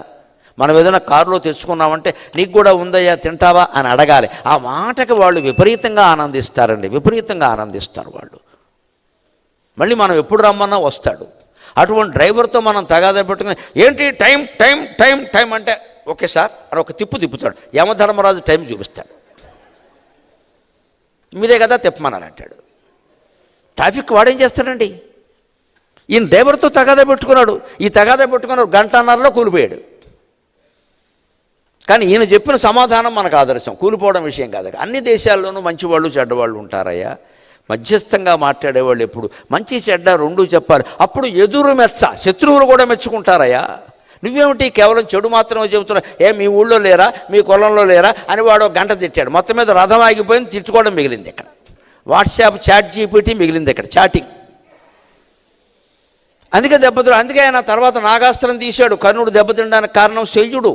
కర్ణుడు చావుకు కారణం 6 అంటారు. అరయ్యగా నీచే నాచే. ఎందుకంటే కర్ణుడు మరణించిన తర్వాత అర్జునుడికి గర్వం వచ్చింది. బావా కర్ణ డై, కర్ణుడు చచ్చిపోయాడా, మా అన్నగారికి చెప్పొచ్చు, అసలైన హీరో పోయాడు అనగానే అంత కంగారు పడక అర్జున, వాడు నీ వల్ల చావలేదు. అరయ్యగా నీచే నాచే వరమడిగిన కుంతి చేత వాసవు చేతన్ ధర చేత శల్యు చేతను అరయంగా కర్ణుడీల్గెను 6 చేతన్. మంచి జరిగినా మన జీవితంలో చెడ్డ జరిగినా ఎంతమంది పాత్రలో ఉంటాయండి? మనదే ప్రధాన పాత్ర. రూపాయిలో ₹1 మనదే, కానీ మిగిలిన ₹1 6 పంచుకుంటారు. అది కూడా మనం లెక్కలోకి తీసుకోవాలి. నా కర్మ ఇలా అయిపోయింది, నా జీవితం ఇలా అయిపోయిందంటే నా పాత్ర ఎంత? ఇది ఆలోచించుకుంటే ఆత్మహత్య చేసుకోరు. ఎవరో పాత్ర ఉండొచ్చు, యజమాని పాత్ర ఉండొచ్చు, భార్యో భర్తో పాత్ర ఉండొచ్చు, ఏదైనా జరగచ్చు. కొన్ని గుడ్డి నమ్మకాలు పెంచేయడం వల్ల అయి ఉండొచ్చు, అది వాళ్ళది తప్పే. ఈ ఆలోచించుకుంటే మన పాత్ర తక్కువ అనగానే మనం హాయిగా సేఫ్. మరి నా పాత్ర లేనప్పుడు నేను ఎందుకు బాధపడాలి? కానీ ఇంకో అవకాశం చూద్దాం. వాళ్ళు మనదే ఉంది, మనం సరి చేసుకోవాలి. ఆత్మహత్య చేసుకుంటే ఎలాగా? సరి చేసుకునే అవకాశం కూడా లేదు కదా. ఈయన ఈ పని చేయడం వల్ల ఏమైందంటే నాగాస్త్రం తీశాడు. తర్వాత నాగాస్త్రం వేస్తున్నా, ఈ దెబ్బతో అయిపోయినట్టే అనగానే శల్యుడు ఏమన్నాడో తెలుసు? ఏం వేస్తున్నా? దాని పేరేంటి? నాగాస్త్రం. అంటే పామేనా? వేర్రి మనిషి, అవతల ఉన్నవాడు ఎవడో చూసుకో అని జాషువా గారు పద్యం రాస్తారు అక్కడ. ఖండవము కల్చునప్పుడు ఖండవము నర్జునుడు కల్చు కాలమందు పరువులెత్తిన ముసలి సర్పమును వెంట తొడుగుచుంటివి కాబోలు విడువవలదు అబ్జనాభుడు గరుడవాహనుడు సొమ్ము. ఏం వస్త్రం అయ్యా? నాగాస్త్రమా? ఏమిటా నాగం? అశ్వసేనుడా. ఎక్కడి వాడు? ఎప్పుడో నువ్వు 25 వయస్సులో ఖాండవ వనం దహనం చేస్తే నీ నుంచి తప్పించుకున్నాడు. ఇప్పుడు వాడు వయస్సు ఎంత? నీ వయస్సు ఎంత? 90 ఏళ్ళు. అర్జునుడు భారత యుద్ధ కాలానికి పాండవులందరి వయస్సులు 1 ఏడాది తేడాగా 90 ఏళ్ళు. అంటే 25కి 90కి మధ్యలో 65 ఏళ్ల తేడా ఉంది. ఆ పాము కూడా 65 ఏళ్ళు నిండే కదా. అది ముసలి సర్పం. అప్పుడు నీ బాణాల ధాటికి తట్టుకోలేక పడుచు వయస్సులో తప్పించుకుంటే ఆ ముసలి సర్పాన్ని నువ్వు ఇన్నాళ్ళు ఆరాధించి నాగాస్త్రం రూపంలో పెట్టావా? అది దాన్ని అర్జునుడి ప్రాణాలు తింటుందా? ఎవడయ్యా అర్జునుడు? అక్కడ ముందున్నవాడిని చూడు నాయన. అబ్జనాభుడు గరుడవాహనుడు సొమ్ము. నాగాస్త్రానికి విరుగుడేమిటయ్యా? పాములను చంపేది ఎవరు? గరుత్మంతుడు కదా. ఆ గరుత్మంతుడిని వాహనంగా చేసుకున్నవాడు అక్కడ సారథిగా ఉంటే నీ బోడి నాగాస్త్రం ఏం చేస్తుందయ్యా అన్నాడండి. అది లెక్క. This is called mind game. దీన్ని మైండ్ గేమ్ అంటారు ఆధునిక రాజకీయ పరిభాషలో. మైండ్ గేమ్ అంటారు దీన్ని. శల్యుడు మైండ్ గేమ్ ఆడాడు, కర్ణుడు మైండ్ బ్లాక్ అయింది. ఇదంతా మైండ్ గేమ్. ఇది నిజం కాదు. ఇది ఆయన అబ్జనాభుడే, పద్మనాభుడు దేవుడే కావచ్చు, గరుడ వాహనుడు కావచ్చు, కానీ ఇక్కడ గరుడు లేడు. కానీ మైండ్ గేమ్ ఆడాడు ఆయన. అక్కడ గరుత్మంతుడిని వాహనం, గరుత్మంతుడు కాదు, గరుత్మంతుడిని ఎత్తి మీద ఎక్కినవాడు వాహనంగా ఉన్నాడు అక్కడ. ఆయన ముందు నీ బాణమే ముందు కుష్ఠుడికి తగిలేక కదా, అర్జునుడికి తగిలేది, ఆయనకే తగలదా. ఇలా మైండ్ గేమ్ ఆడేసరికి నిర్వీర్యం అయిపోయి సాయంత్రానికి ఓడిపోయాడండి. అందుకని శల్యుడు కూడా ఒక కారణం. ఇది మనం తెచ్చిపెట్టుకుంటామా? ఇంకొక మాట చెప్పుకొని మనం సెలవు తీసుకుందాం. జీవితం మొత్తం ఆనందంగా ఉండాలంటే ఒకటే లెక్క. ఏం జరిగినా అంతా మన మంచికే, అంతా మన మంచికే అనుకోవాలి. అది తెలుగులో గొప్ప సామెత. దానికి ఒక చక్కని కథ ఉంది. ఒక రాజు మంత్రి కలిసి వేటకు బయలుదేరారు. అక్కడ ఓ సింహాన్ని వేటాడారు. సింహాన్ని రాజు చంపేశాడు. కానీ ఆ సింహం రాజుగారి చిటికెన వేలు కొరికేసింది. ఈ రాజుగారి సింహాన్ని చంపిన ఆనందం పొందకపోగా చిటికెన వేలిపోయింది అంటే మంత్రి చెబుతూనే ఉన్నాడు, చిటికెన వేలు పోతే ప్రాణం మిగిలింది, సంతోషించవా. వేలు కావాలంటే ప్లాస్టిక్ సర్జరీ చేయించుకోవచ్చు, బంగారపు వేలు పెట్టుకోవచ్చు. రాజుకి శాంతి లేదు, పౌరుషం కదా. నువ్వు సరైన సలహా ఇవ్వలేదు, ఆ బాణం కొంచెం గురి తప్పింది, అది ఇలా ఉంది, లేకపోతే చిటికెన వేలు మా ఆవిడ చూసిందంటే ఈ చిటికెన వేలు లేకపోతే ఎలా. ఇప్పుడు చిటికెన వేలుతో ఏం చేస్తావండి ఇక్కడ? ఇంకా 9 వేళ్ళు ఉన్నాయి, సరిపోవా? అదే ఎంతసేపు లేని దాని గురించి ఏడుస్తాం కానీ మనం ఉన్నదాని గురించి ఆలోచించమేమండి. 9 వేళ్ళు ఉన్నాయి కదా, చిటికెన వేలు అంటుంటే అప్పటికి ఇంక విసుగొచ్చి మంత్రి, రాజుగారు బాధపడకండి, అంతా మన మంచిగా. నా వేలిపోతే నువ్వు మంచిగా అంటావు అని వీడిని తీసుకెళ్ళి జైల్లో పెట్టేసాడు. రాజులు అంటే అంతే, ఆగ్రహం వచ్చినా అనుగ్రహం వచ్చినా పట్టలేము. అనుగ్రహం వచ్చిందా అగ్రహారం ఇచ్చేస్తారు, ఆగ్రహం వచ్చిందా ఉరి తీసేస్తారు. అందుకే వాళ్ళు నమ్ముకోకూడదు. మన ప్రతిభను నమ్ముకోవాలి, భగవంతుని నమ్ముకోవాలి. పరిపాలకులను ఎప్పుడూ నమ్ముకోకూడదు. వారిచ్చే పదవులకు మనం ప్రలోభపడకూడదు. అక్కర్లేదని చెప్పాలి. మా పనులు మమ్మల్ని చేసుకునేది సార్, ఇంకే పదవి అక్కర్లా. అందుకే ఆయన జైల్లో పెట్టాడు. ఈ మంత్రిని జైల్లో పెట్టాక రాజుకి సరదా కదా వచ్చి, జైల్లో పెట్టా అది అంతా మన మంచికేనండి అన్నాడు. జైల్లో పెట్టడం కూడా మంచికే. వెళ్ళిపోయాడు. మంచికేనండి, నేను అలాగే అనుకుంటాను, మీరు వెళ్ళిపోండి దయచేసి, మంచికే అన్నాడు. తర్వాత మళ్ళీ రాజు వేటకి వెళ్ళాడు. రాజులకు పనే ఉంది అప్పట్లో, డబ్బులు ఉంటే వేట, డబ్బులు లేకపోతే దండయాత్ర, రెండే పనులు. డబ్బులు లేకపోతే దండయాత్ర చేయడం, డబ్బులు పట్టుకురావడం, మళ్ళీ వేటకి వెళ్ళడం, ఇదే పని. పరిపాలన అంతా మంత్రులు చూసుకోవడమే. అందుకని మళ్ళీ వేటకి వెళ్ళాడు. ఈసారి మంత్రి లేడు, ఒకడే వెళ్ళాడు. అందుకని అక్కడ వేటాడాడు. ఏవో సింహాలని లేళ్ళని అన్నీ వేటాడాడు. అలిసిపోయి చెట్టు కింద పడుకున్నాడు. అక్కడ ఒక గిరిజన తెగ ఉంది, వాళ్ళకి నరబలి ఇచ్చే ఆచారం ఉంది. ఈ రాజు శుభ్రంగా పడుకోవడం చూశారు. ఓ 25 మంది గిరిజనులు ఈయన మొత్తం తాళ్లతో కట్టేసి అమ్మవారికి బలియడం కోసం తీసుకుపోయారు. పైగా వాళ్ళు మొక్కుకున్నారు. ఎప్పుడు అటువంటి క్షుద్రయాగాల్లో మొక్కులు ఎలా ఉంటాయంటే, ఒక మహారాజును కానీ 16 ఏళ్ళ అమ్మాయిని కానీ బలేస్తారు. మీరు ఈ కాంబినేషన్ ఏమిటో నాకు తెలియదు, పురాణ కథల్లో ఉంటుంది. అలాంటి మొక్కులే మొక్కుతారు. ఈయన దొరికాడు కదా, వేసేద్దాం అని ఈయన పడుకుని ఉండగా మొత్తం ఆ తీగలు తాళ్లతో కట్టేసి అమ్మవారి దగ్గర తీసుకుపోయారు. శుభ్రంగా రాజుని యూపస్తంభానికి నిలబెట్టారు, బలిస్తంభానికి. పసుపు రాసేసారు, కుంకుమ రాసేసారు. జంబారే అజుంబరే జంబారే అజుంబరే అంటున్నాడు. వీడి ప్రాణాలు పైన పోతున్నాయి. ఇక్కడ ఈ జంబారే జొంబారే అని కాసేపట్లో వేసేస్తారు. వాడు పాట పాడుతున్నారు, వీడికి ప్రాణాలు పైన పోతున్నాయి. ఇక్కడ సమయానికి సలహా ఇవ్వడానికి మంత్రి కూడా లేడు. కానీ వాళ్ళు ఆ వేసే ముందు ఒకసారి అందులో తెగకి పెద్దవాడు ఉంటాడు, ఆయన కత్తి పట్టుకుని ఇలా ఒకసారి పరిశీలించాడు. మొత్తం ఆపరేషన్ చేసే ముందు డాక్టర్ గారి శరీరాన్ని పరిశీలించి, మీకు షుగర్ ఉందా, బీపీ ఉందా, నేను చేసే వరకు మీరు ఉంటారా, మధ్యలో పోతారా అని ముందు టెస్టులు ఉంటాయి. అలా పరిశీలన చేస్తే చిటికిన వేలు లేదు. అవయవ లోపం ఉన్నవాడిని అమ్మవారికి బలి ఇవ్వకూడదు, అది లెక్క. మనం దేవుడికి నైవేద్యం పెట్టామనుకోండి, అందులో ఏదన్నా ఒక మరక పడిందంటే మళ్ళీ పెట్టం కదా, ఒక మసి పడిందంటే పెట్టం కదా, అలాగే లెక్క. ఏదైనా అంతే, వాళ్ళ నమ్మకం వాళ్ళది. వీడికి చిటికిన వేలు లేదురా, వీడు పనికిరాడు, తీసేయి అని వదిలేశారు. అమ్మయ్య బతుకు జీవుడా అని వచ్చారు. వెంటనే మళ్ళీ మంత్రి మీద దయ కలిగింది, వచ్చి విడిపించేశాడు. ఆగ్రహం అనుగ్రహం. నువ్వు చెప్పింది నిజమయ్యా, నన్ను చిటికిన వేలు పోతే అంతా మనం మంచిగా అన్నావు, అది మంచిగా అయింది, వదిలేశారు నన్ను అన్నాడు. చాలా సంతోషం అని, నన్ను జైల్లో పెట్టడం కూడా మంచిగానండి అన్నాడు. ఎందుకు అన్నాడు, మరి ఇప్పుడు నేను జైల్లో లేకపోతే మీతో కూడా వచ్చేవాడు కదా, నేను జైల్లో లేకపోతే మీతో కూడా వచ్చేవాడు కదా, మీకు చిటికిన వేలు లేదు కానీ నాకు అన్నీ ఉన్నాయి కదా, మీకు వేలు లేదు కానీ నాకు అన్నీ ఉన్నాయి కదా, నన్ను వేసేసేవాళ్ళు. అంచేత చిటికిన వేలు పోయిన మీరు వేటకెళ్ళడము మంచిదే అయింది, అన్నీ ఉన్న నేను జైల్లో ఉండము మంచిదే అయింది, అంతా మన మంచికే అని చెప్పేది.